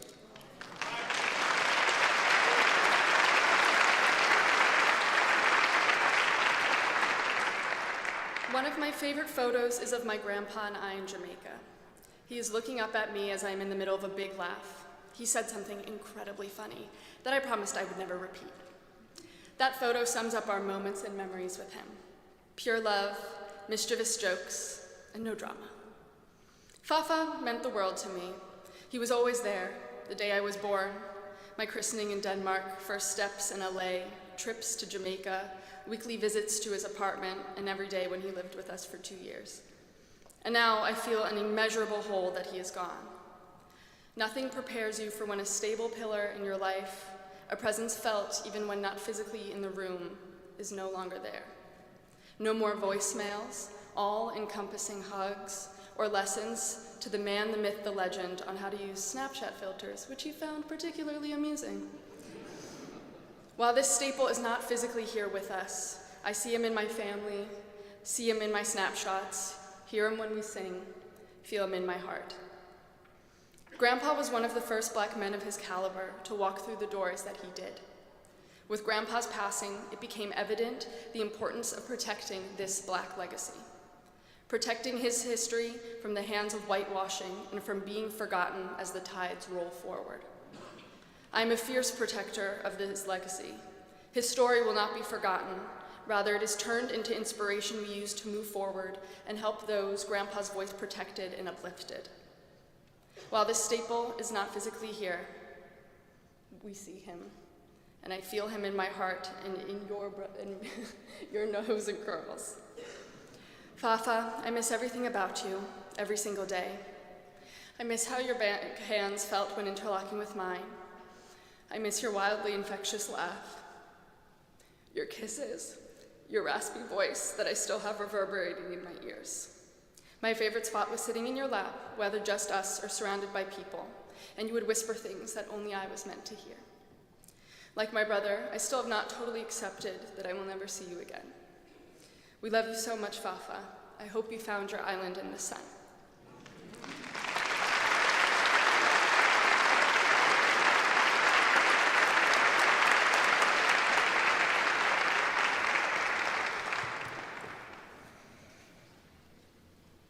We'll start at the other end of the line now. I am the oldest grandchild, so.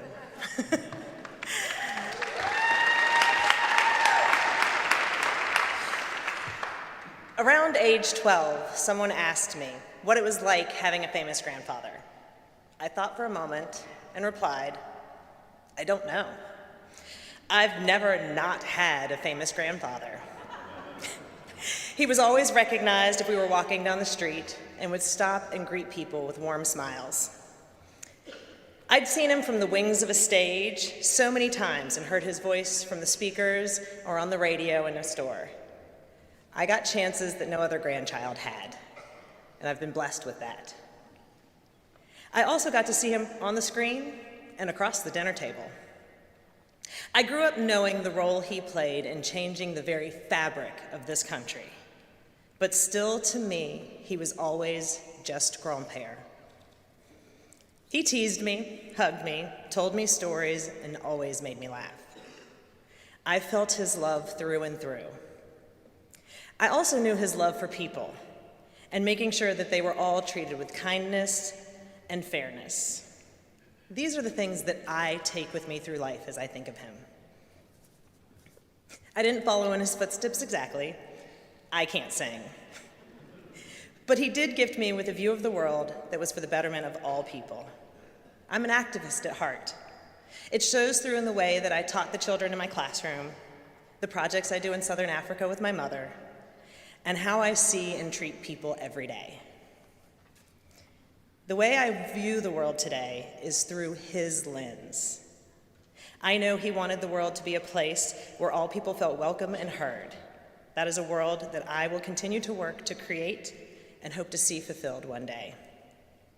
Harry Belafonte was an artist, an actor, a singer, an activist, and my grandfather.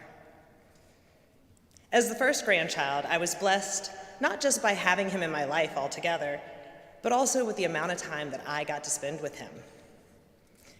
From going on tour with him, to just traveling around, engaging of his love of shopping or going to the movies, quiet visits at home, and him making dinner just the two of us.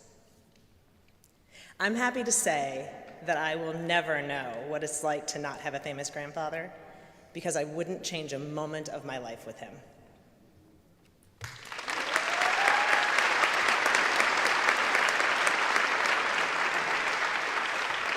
Oh, wow. Okay. This is the part of the show, I think, where everybody goes, yay! Who is he? Who is that guy? Yeah, so I am Brian Biesmeyer. I am the middle of the first three, of two of the first five. You know, one of the things that he always did growing up, he always taught me that no matter what you put into a conversation, make it your best, which is this, this is something new to me. I'm just making this up, honestly. This is kind of my tribute to him. This is how he kind of did things. And, this family is strong. They are monolithic. They are just unbending rules and needs for change. And I'm funny.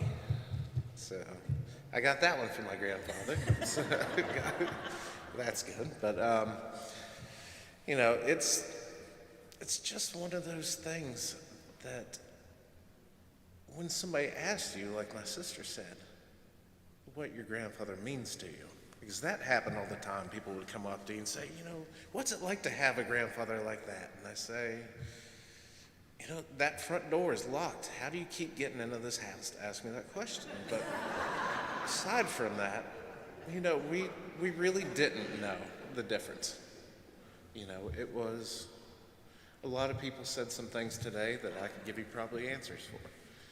You know, it was very different in this family. We all want to help in some way or another. We do it on small scales, big scales. Sometimes we're not around each other, but when we are, we love fiercely. And that was one thing that he did with all of us. All of us. You know, he took that time, and that moment was yours and yours forever. And I think you all felt that way, everybody in this room at some point or another, from him. Because it was just, he was such a polarizing person. You know, all the way down to, he now has great grandkids. There's 3 at home, and I hope they're doing really well right now and being good for Jen, but probably not. They had a lot of sugar.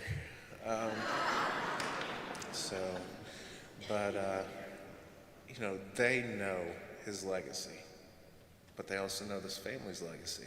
You know, this is a legacy that is not stopping today.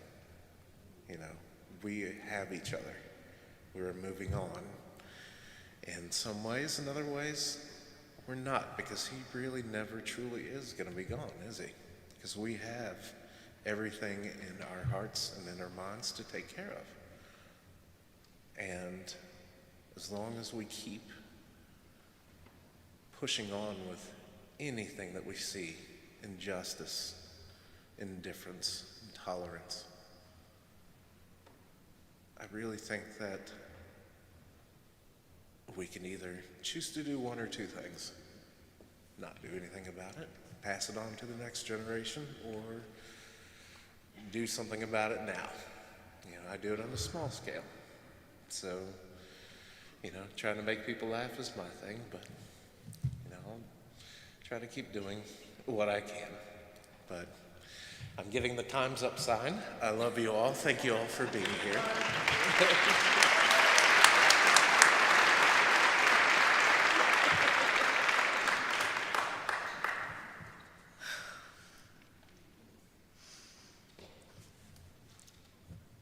Poppy,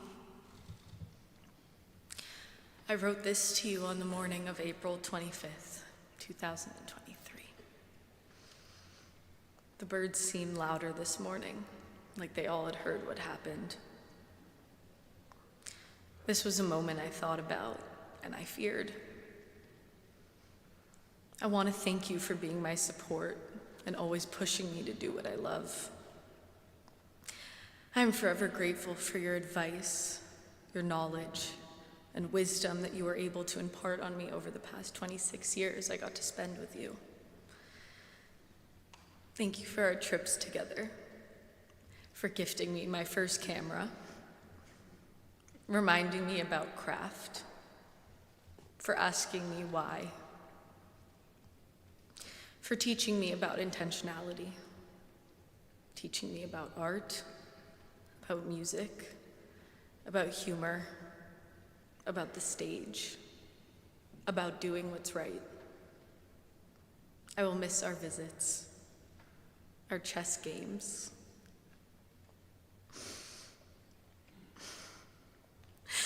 Thank you for being proud of me and telling me that my dreams could be a reality. Thank you for raising my mother into the strongest woman I know.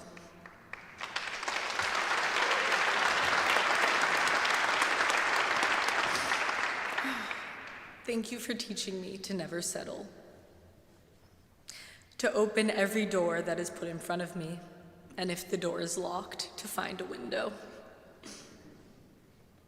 It's been hard to imagine a life without you in it. And I carry you through me. Carry on your work and your legacy. I'm so lucky to have had you as my grandfather. I love you forever, Poppy.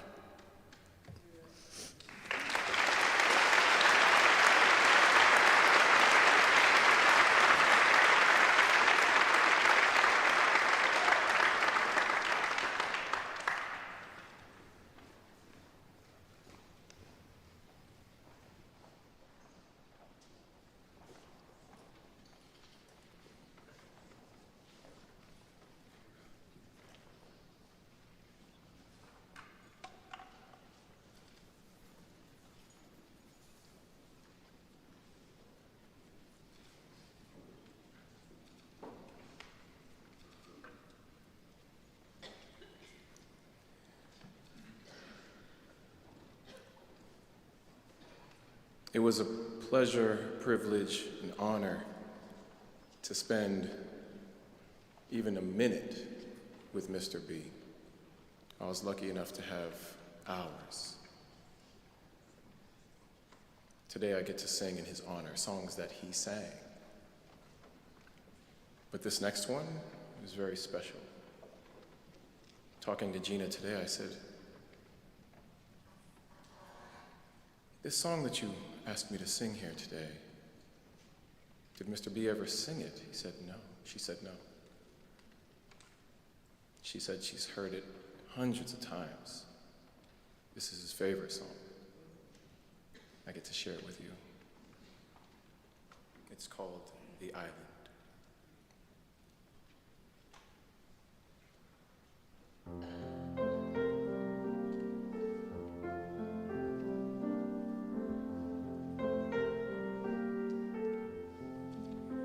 They say the skies of Lebanon are burning, those mighty cedars bleeding in the heat. They show pictures on the television, women and children dying in the streets. And we're still at it in our own place, still trying to reach the future through the past, still trying to carve tomorrow from a tombstone. But hey, don't listen to me, this wasn't meant to be no sad song. We've had too much of that before. Right now I only wanna be here with you till the morning dew comes falling. I wanna take you to the island and trace your footprints in the sand. And in the evening when the sun goes down, we'll make love to the sound of the ocean.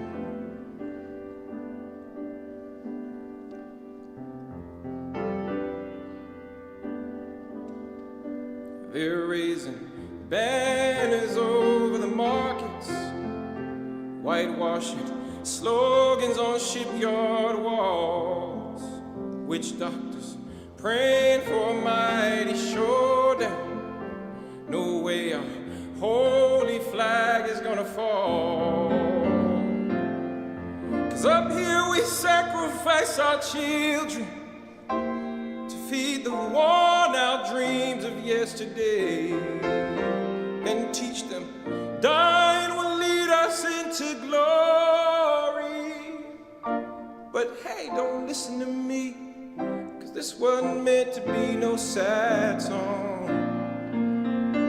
I've sung too much of that before. Right now I only wanna be here with you till the morning dew comes falling. I wanna take you to the island and trace your footprints in the sand. And in the evening when there's no one around, we'll make love to the sound of the ocean.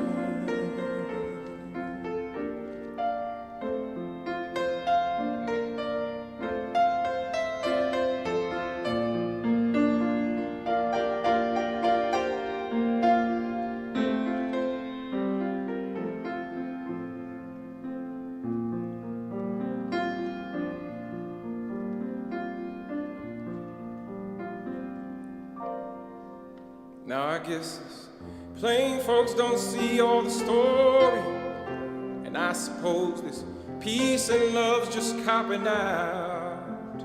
And I know there's young boys dying in the ditches. It's just what being free is all about. And how this twisted wreckage down on Main Street will bring us all together in the end, as we go marching down the road to freedom. Freedom.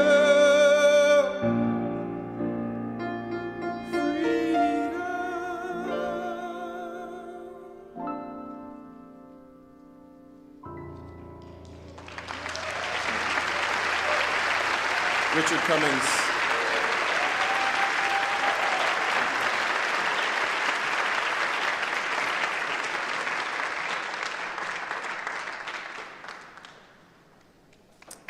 Hello.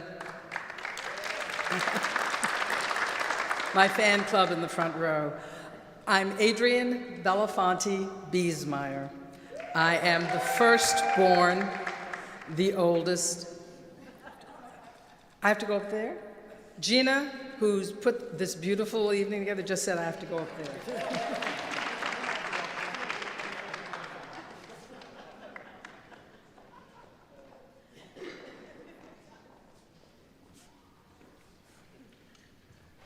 I much preferred that podium because now I have to feel like I have to preach. Preach. As I just said, I'm the oldest of the children, and in my record keeping, I am the oldest of 5 known children. I have 2 brothers and 2 sisters, both whom I love as the sisters go, and I really love the brothers, including the new kid on the block. Now, that will set most of you in the audience going, who is she talking about and where is this going? And that's as far as I'm going to go. You'll have to figure it out on your own. I'm also the mother of the first 2 grandchildren who you just heard speak. But being the firstborn, I had an opportunity that my siblings did not, which was I had my father for 5 years all to myself. My first 5 years. And they do talk about that those are the formidable years, the years that form who you are. And so my dad worked at night. My mother was a school teacher who worked in the day. One of her complaints, she told me after my growing up, was that Dad would always put me in the lightest color dress, yellow, white, and then take me up on the roof of our Harlem apartment building to play soccer.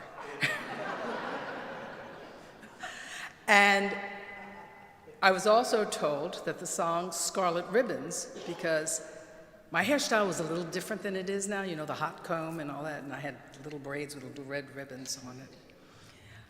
And so I've always cherished that. Whether it's true or not, I don't know, I don't care, because it's mine, and how I feel and remember about the early days with my father. As the oldest, I also had the opportunity to do things with him, even though the younger ones were brought on trips that I was on by being the oldest, with my father's sister Shirley, who also just passed a few weeks ago.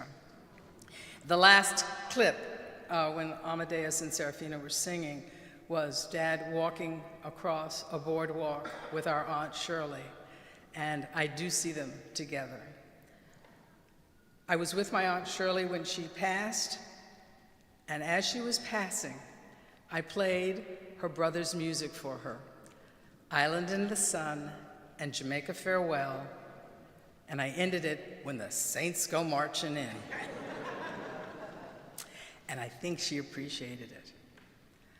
But as the oldest, I learned and had the opportunity to go to Kenya's independence, to Guinea after it had just been made into an independent country, where my father was the guest artistic director to develop the very first African dance company to come to the United States.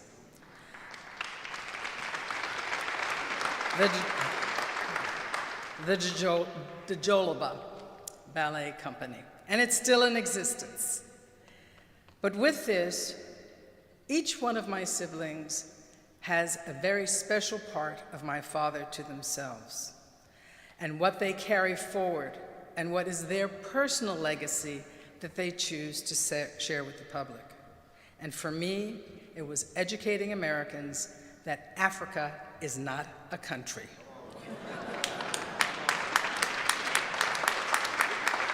So with my daughter, Rachel Blue, in 1997, we started a foundation that makes it possible for medical students, law students, social work, and sociology students to learn about various activities on the continent, specifically in Southern and Eastern and Central Africa. We still are doing that, from Habitat for Humanity housing to taking medical students over to learn how medicine is done in other countries. I'm very proud of the opportunities my father made for me and for my family. And I applaud my siblings for their individual and very specific wants and desires to carry forward our father's intentions for the world. Thank you.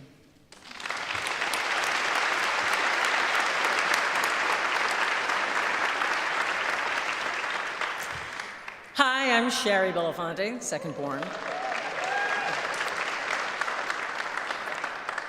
I'm the comedian in the family. And I'm wearing this mask because I'm going to Finland in a couple of days, so don't even start barking at me about, why is she wearing a mask anyway? I had a very different relationship with my father, as did all of our siblings.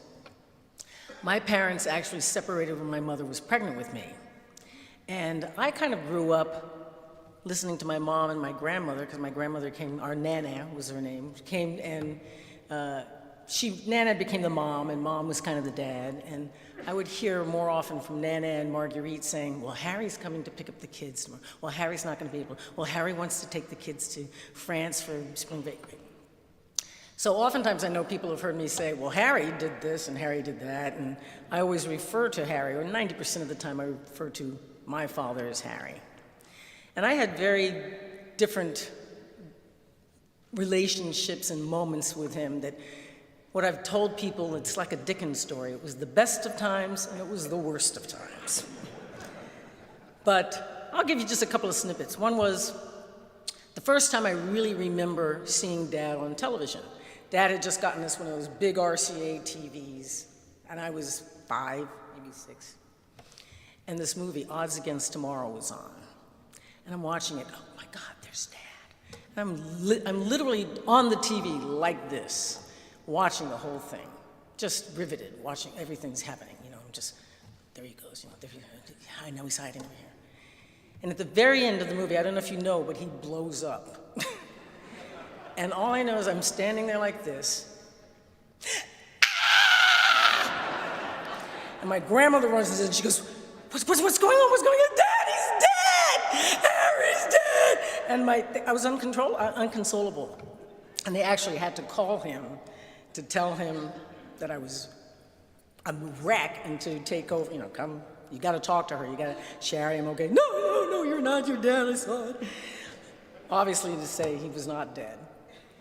And from that moment on, there was always that trying to figure out who this guy was. And as I grew older, I would get a little competitive or a little combative. Sometimes he would do things and I'd go, that's never gonna happen. Oh my God, what a great idea. Why didn't I think of that? One of the ones that I'll just tell you, because I'm gonna give it up soon, but I was with him the moment he decided, well, it's not the moment he decided, it's the first time he met Ken Cragen to discuss this little music project that he wanted to do. He said, come pick me up. I'm going out to dinner with Ken Cragen. Okay, great, cool, I know. Ken Cragen is Lionel Richie's manager, maybe, I can talk to him about some stuff. We sit at this tiny little restaurant on Melrose Place. I'm sitting here, Ken is here, Harry's here. Harry grabs a napkin, the cocktail napkin, hands it to me and hands a pen and goes, write this down. I'm going, what, now I'm his secretary? All right, fine. He looks at Ken and he goes, Madonna. Madonna? Barbra Streisand. Michael Jackson. I'm thinking, what? And Ken goes, well, I think, the way to get to Michael is to I can get a hold of Diana, and I realize he's putting together this little song thing with all these celebrities, because he's just naming celebrities. And I'm sitting there going, it's never gonna happen. After dinner, Ken says, let's go over to Lionel's house. We go over to Lionel's house, and it's just really the four of us, and Lionel's playing this song on the piano, and it's okay, but it's a rough new song. It's not the one you're thinking, though. And I'm really thinking, oh my God, this is gonna be the biggest disaster you ever saw in your life. And then Lionel says, you know what? Let's get Q on the phone. And I think you all know what happened after that. And a lot of people just didn't know that We Are the World was Harry's idea, that Harry created it.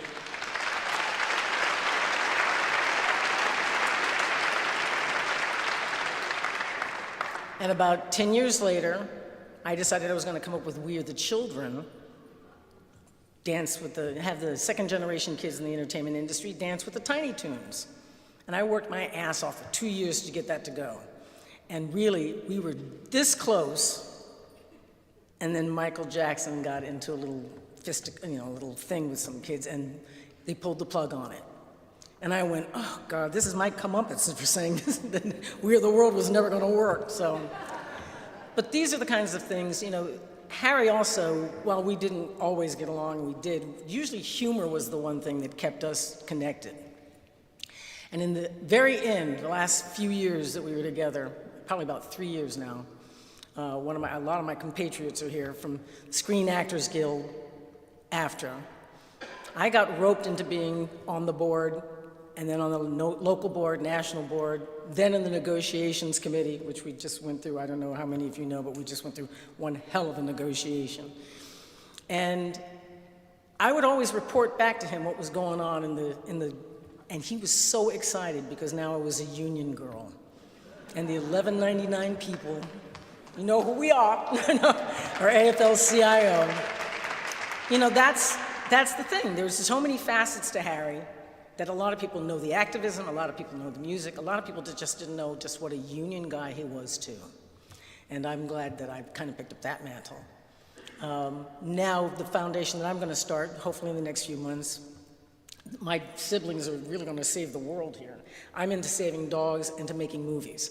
So while I applaud them, we are just all kind of what you see Harry helped seed in this world. And you people are also the audience and the people that loved him and praised him, and thank you because you put me through college.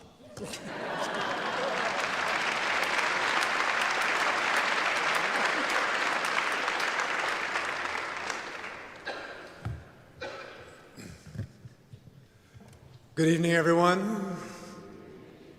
I would like to, first of all, thank you all here in attendance this evening for taking the time and making the effort to pay tribute to our father,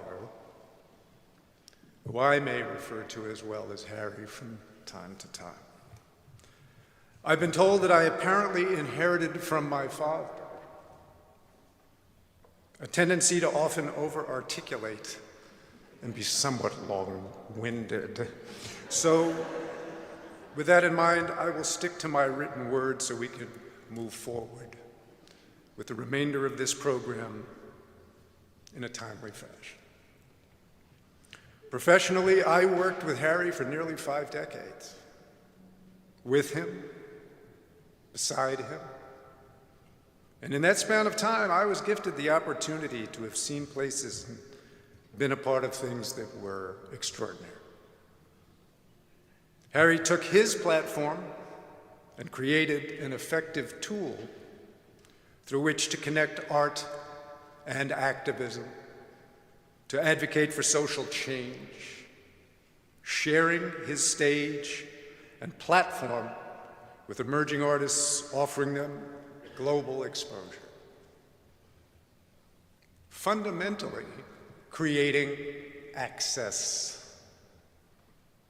So beyond acknowledging Harry's many artistic and public service accomplishments, we look to use our best efforts and all resources available to create access and help level a hugely imbalanced playing field, which is in too many instances enormously stacked against people of color. And our motivation to do that work and help create that access is in no small part driven by the monumental commitment of countless women and men over centuries past to the present, not unlike my father, who advocated tirelessly for the kind of changes that we all aspire to see happen. So his passing, and since his passing, there's been a lot to consider in terms of what is possible in furtherance of Harry's legacy, in ways that are meaningful, empathetic by nature, impactful, and hopefully relevant to next generations. To take the best of the man and put it into the work. So as to not confuse estate and legacy, legacy lives in who we are, not what we think we perhaps control. Harry left no singular baton to be passed, but rather a collection of batons that were in keeping with Harry's divine dissatisfaction with just about everything on earth, which in turn fueled his resolve to advocate for changes in those areas he was passionate about. Anyone who knew or worked with him should know exactly what I mean. My father left no navigable path forward out of this mess we perpetually find ourselves in the world. No playbook, no de facto person, likeness, or voice has been charged to exclusively represent his legacy. Moving forward, I look at you out here, present here,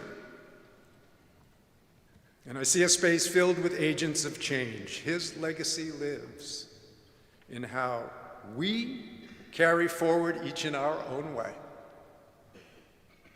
those things we have gleaned from the best of a difficult man. I loved my father. I know where he amazed me, and I know where he deeply disappointed me. Where he disappointed me, I heal through my relationship with my own children, my wife, and those that share our life. Who I am as a man, a father, a husband, and a citizen of the world was in no small way forged by my relationship to and with Harry. The things that I was exposed to, the things I learned to do, the things I learned not to do, and the many things I had to figure out for myself. Harry's appetite for large-scale vision is legendary.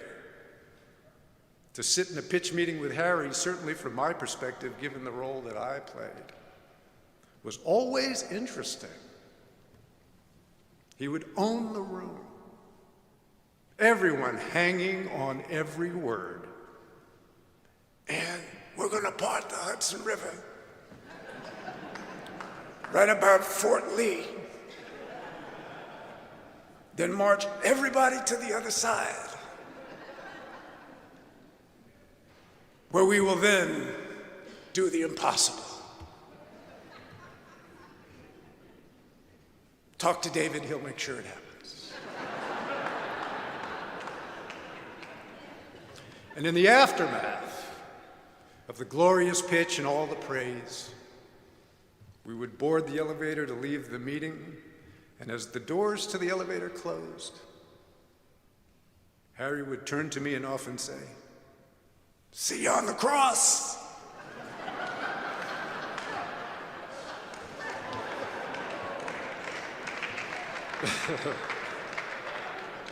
But I cannot stand here this evening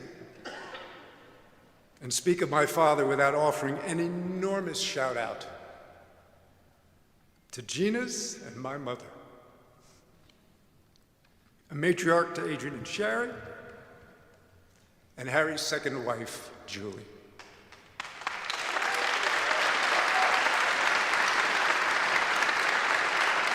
Who unfortunately could not be with us here this evening, but towed the line with Harry for almost 50 years. She marched, she endured racial hatred and abuse through the years when a high-profile relationship between a black man and a white woman was seriously risky business. Then to bear children in that climate was a double down on their commitment to the need for diversity in the world. Just this week, we sadly had to transfer our mom to hospice. It's comforting for us to know that she's getting ready to join Harry after a lifetime together and only months after his passing. When I was born, my mother received a letter from a complete stranger, dated September 26, 1957, postmarked from somewhere in New Jersey. It read, and I quote, "Mrs. Belafonte, congratulations on your nigger baby. You must be pretty low when you couldn't find a white man. You're a real disgrace to white womanhood.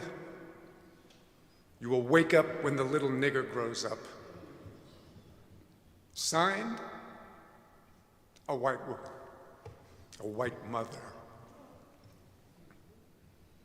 And today, my wife and children are maligned on white supremacist websites, trolled on social media, and harassed by ignorant people who seem to live and breathe hatred. So I stand here on behalf of Milena and Serafina and Amadeus and myself as we put our best foot forward to represent Harry's legacy through our deeply personal and unique experience of him in ways that are truthful, diverse in mission, meaningful, and created with future generations in mind. To do our best to show a world as we believe it can and should be, because there is no competition when it comes to trying to do good in a world where problems so far outweigh solutions. It has been said that the world would be a far more beautiful place if the eyes could only see the soul and not the body. It is perhaps a time for a fresh assessment. It is time, perhaps, for a fresh assessment of how we look at one another and look at our combined strengths that should arise from our differences rather than normalized dysfunctional arguments and grievances. Optimism has to prevail. How we treat one another should be setting the bar for what we expect in return So I leave you with my hope that each and every one of you find a way to leave this world on its way to becoming a better place than while you were in it, as our Father did. I personally thank you all for taking the time this evening to pay tribute to Harry. And moving forward, we hope his memory helps fuel your resolve to always fight forward. Thank you.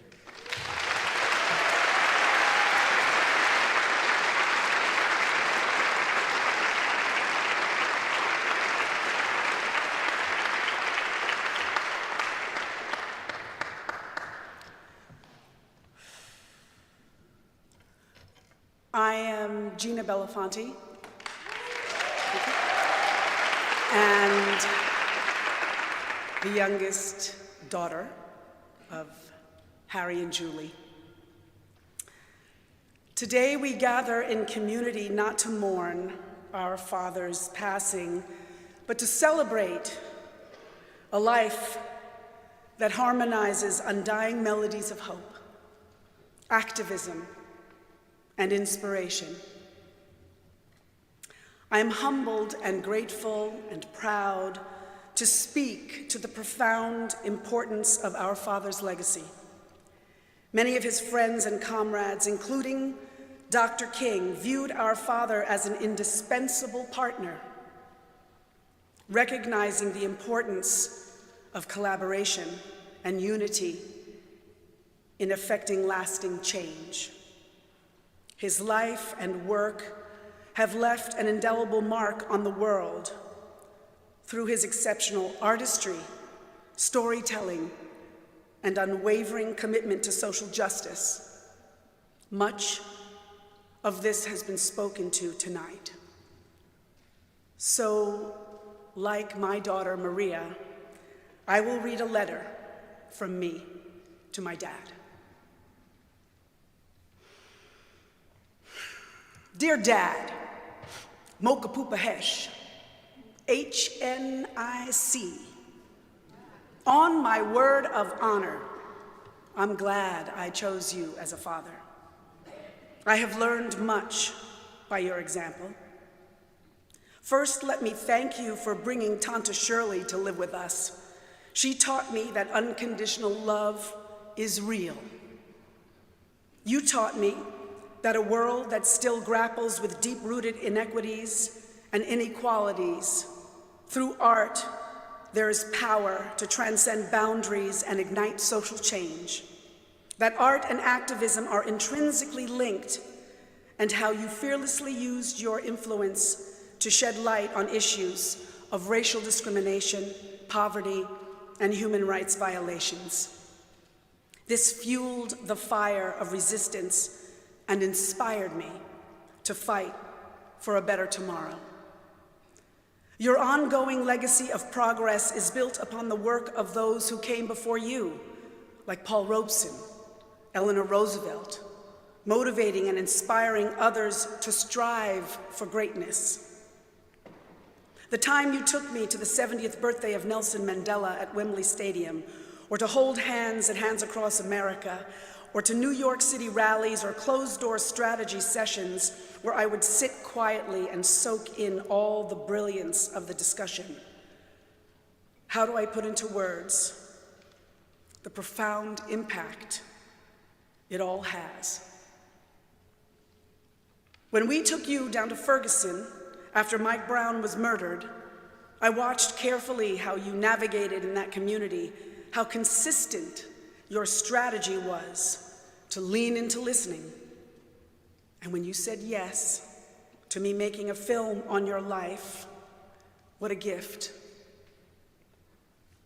You lived with purpose, and you've made a lasting impact on the world, being a guiding light for future generations. You left a lasting impression on me as well, like the island of Jamaica, Harlem, mangoes, avocados, tuna melts, milkshakes, freshly squeezed orange juice, sucking the marrow out of the chicken bones, and literally licking your plate. There are so many memories. As a little girl, stuffing envelopes and licking stamps for fundraisers, or dancing in the wings at your concerts, raptured by your command of the stage and seeing your audiences mesmerized by your beauty, talent, your humor, and swagger.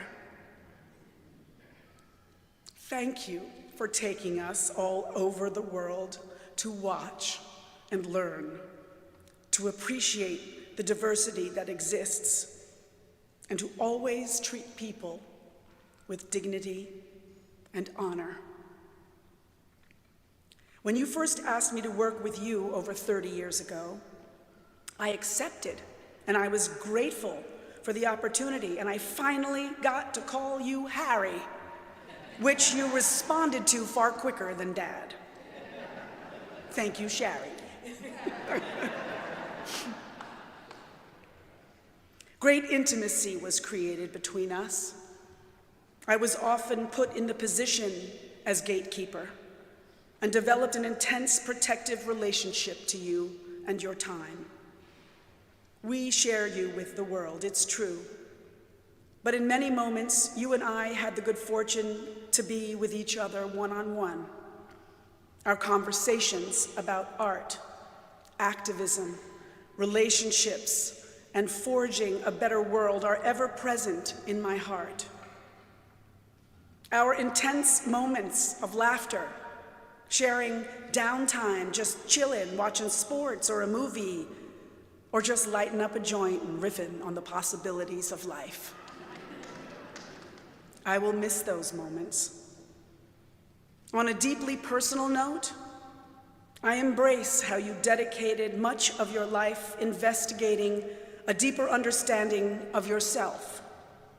And while reflecting on our shared journey, I not only acknowledge the deep love we shared, but also the moments when your actions, or mine, unintentionally or on purpose, caused discomfort. In those instances, it seemed like a reflection of an inner struggle. Your pursuit of inquiry and understanding showcased a deep desire for personal growth, and despite these challenges, my love for you remains unwavering. I embrace the imperfections, understanding that growth and self-discovery are a continuous process, for we humans are, in fact, a work in progress. Your journey in psychotherapy and your efforts to right the wrongs are inspiring to those around you to embark on their own paths of healing. And though we had a rocky start, I want to thank you for bringing Pam into your life. I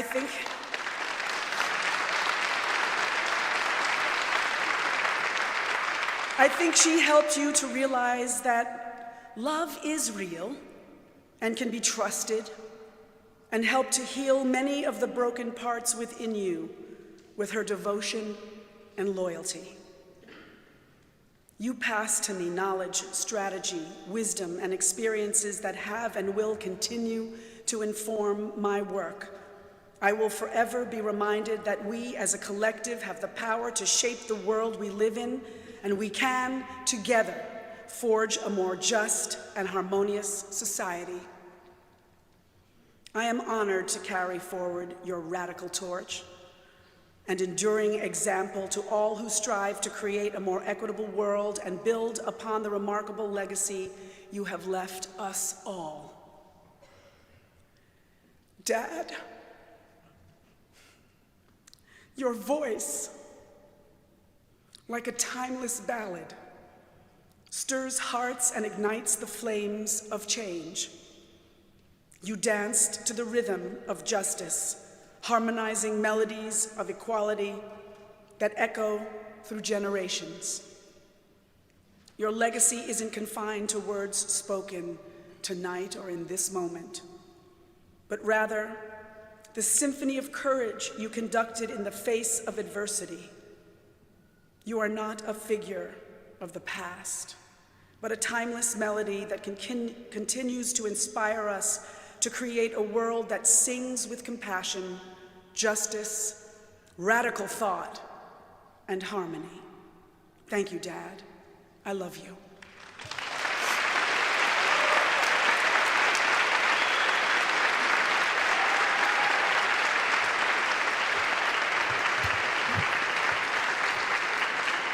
As the oldest, I'm going to take a second go at it because I want to thank our sister Gina, who pulled this event together.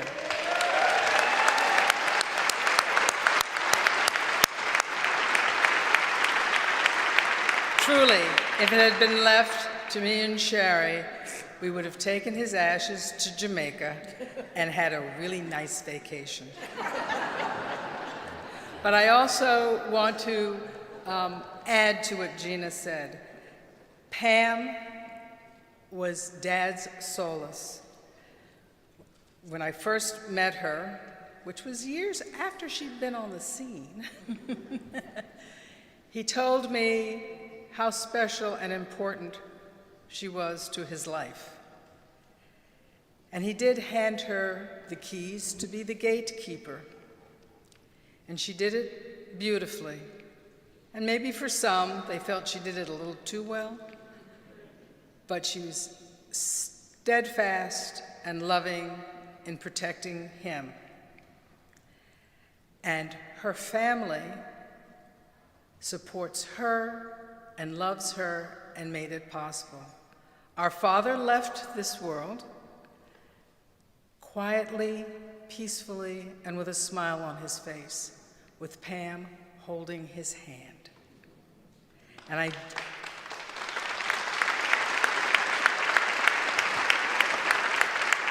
so I say thank you, Pam, and thank you to your family. Just very quickly, our mother, the first mother, was the romantic love. She was the unobtainable because she was a campus queen at Hampton University, and he was a lowly sailor, and he was determined to get her attention. And so with that love, the first love, created me and Sherry. His second love, Julie, who is very important to me and Sherry also. She was his political love. She supported him in marches and political beliefs and things that were difficult for our mother to do as an upwardly mobile African American during the J. Edgar Hoover reign. But Julie gave him something that he really needed and really wanted. And our hearts go out to her because she is in hospice now. But Julie and my mother together worked overtime for the four of us to consider each other brother and sister, as opposed to half brother, half sister.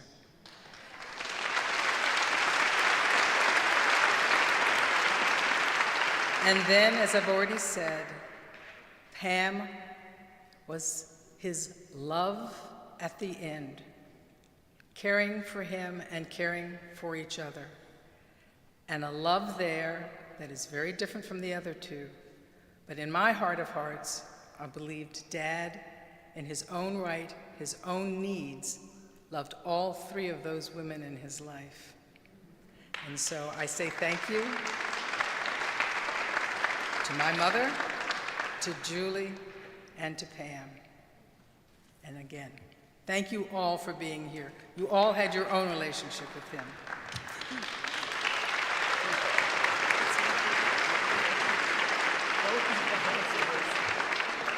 I've got first dibs on the men's room.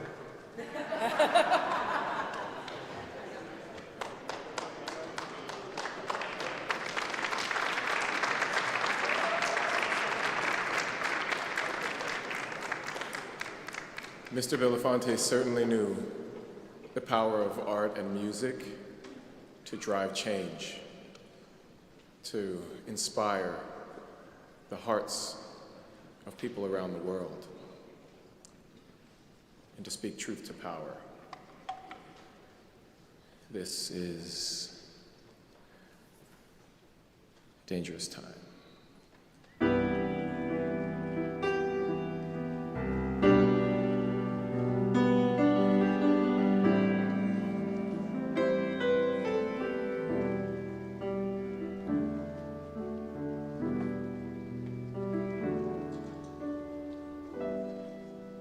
afraid to hold on,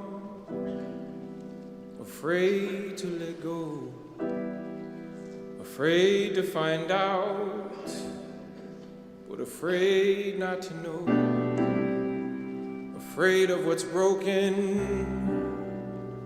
but still doesn't show. These are dangerous times to love.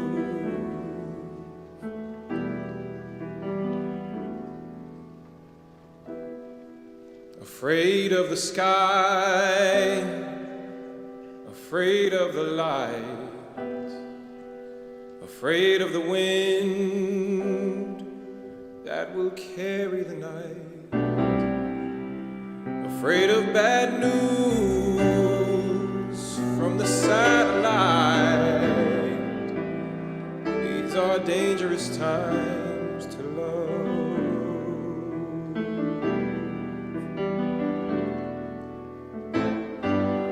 We do not stand up together.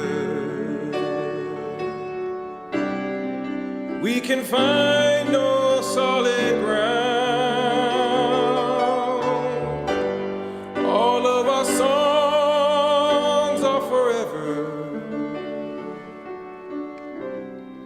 not having empty sound.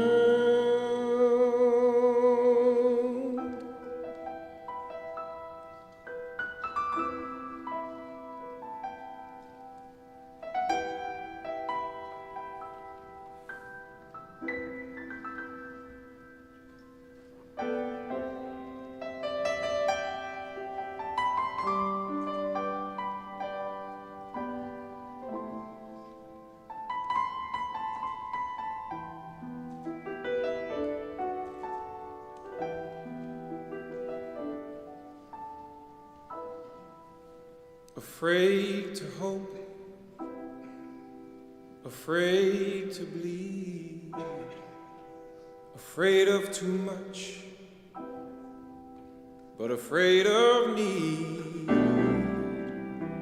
afraid of the poisons we might see. These are dangerous times to love.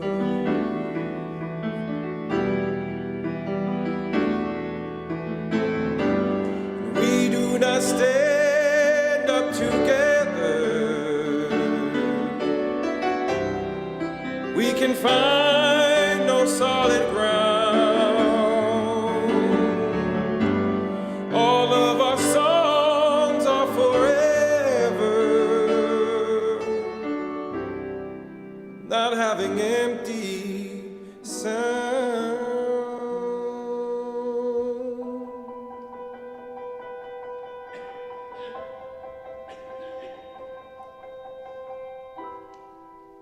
Afraid to be foolish, afraid to be old, afraid of the stories that are recklessly told, afraid we must sell what's already been sold. These are dangerous times to love.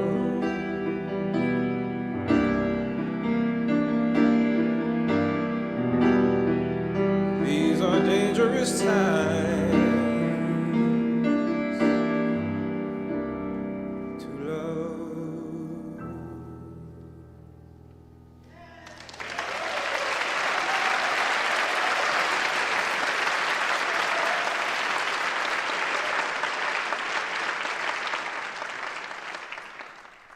But if you take black people and black cause and black issue, all we want to really do in our most fundamental of expression is to enjoy the universe.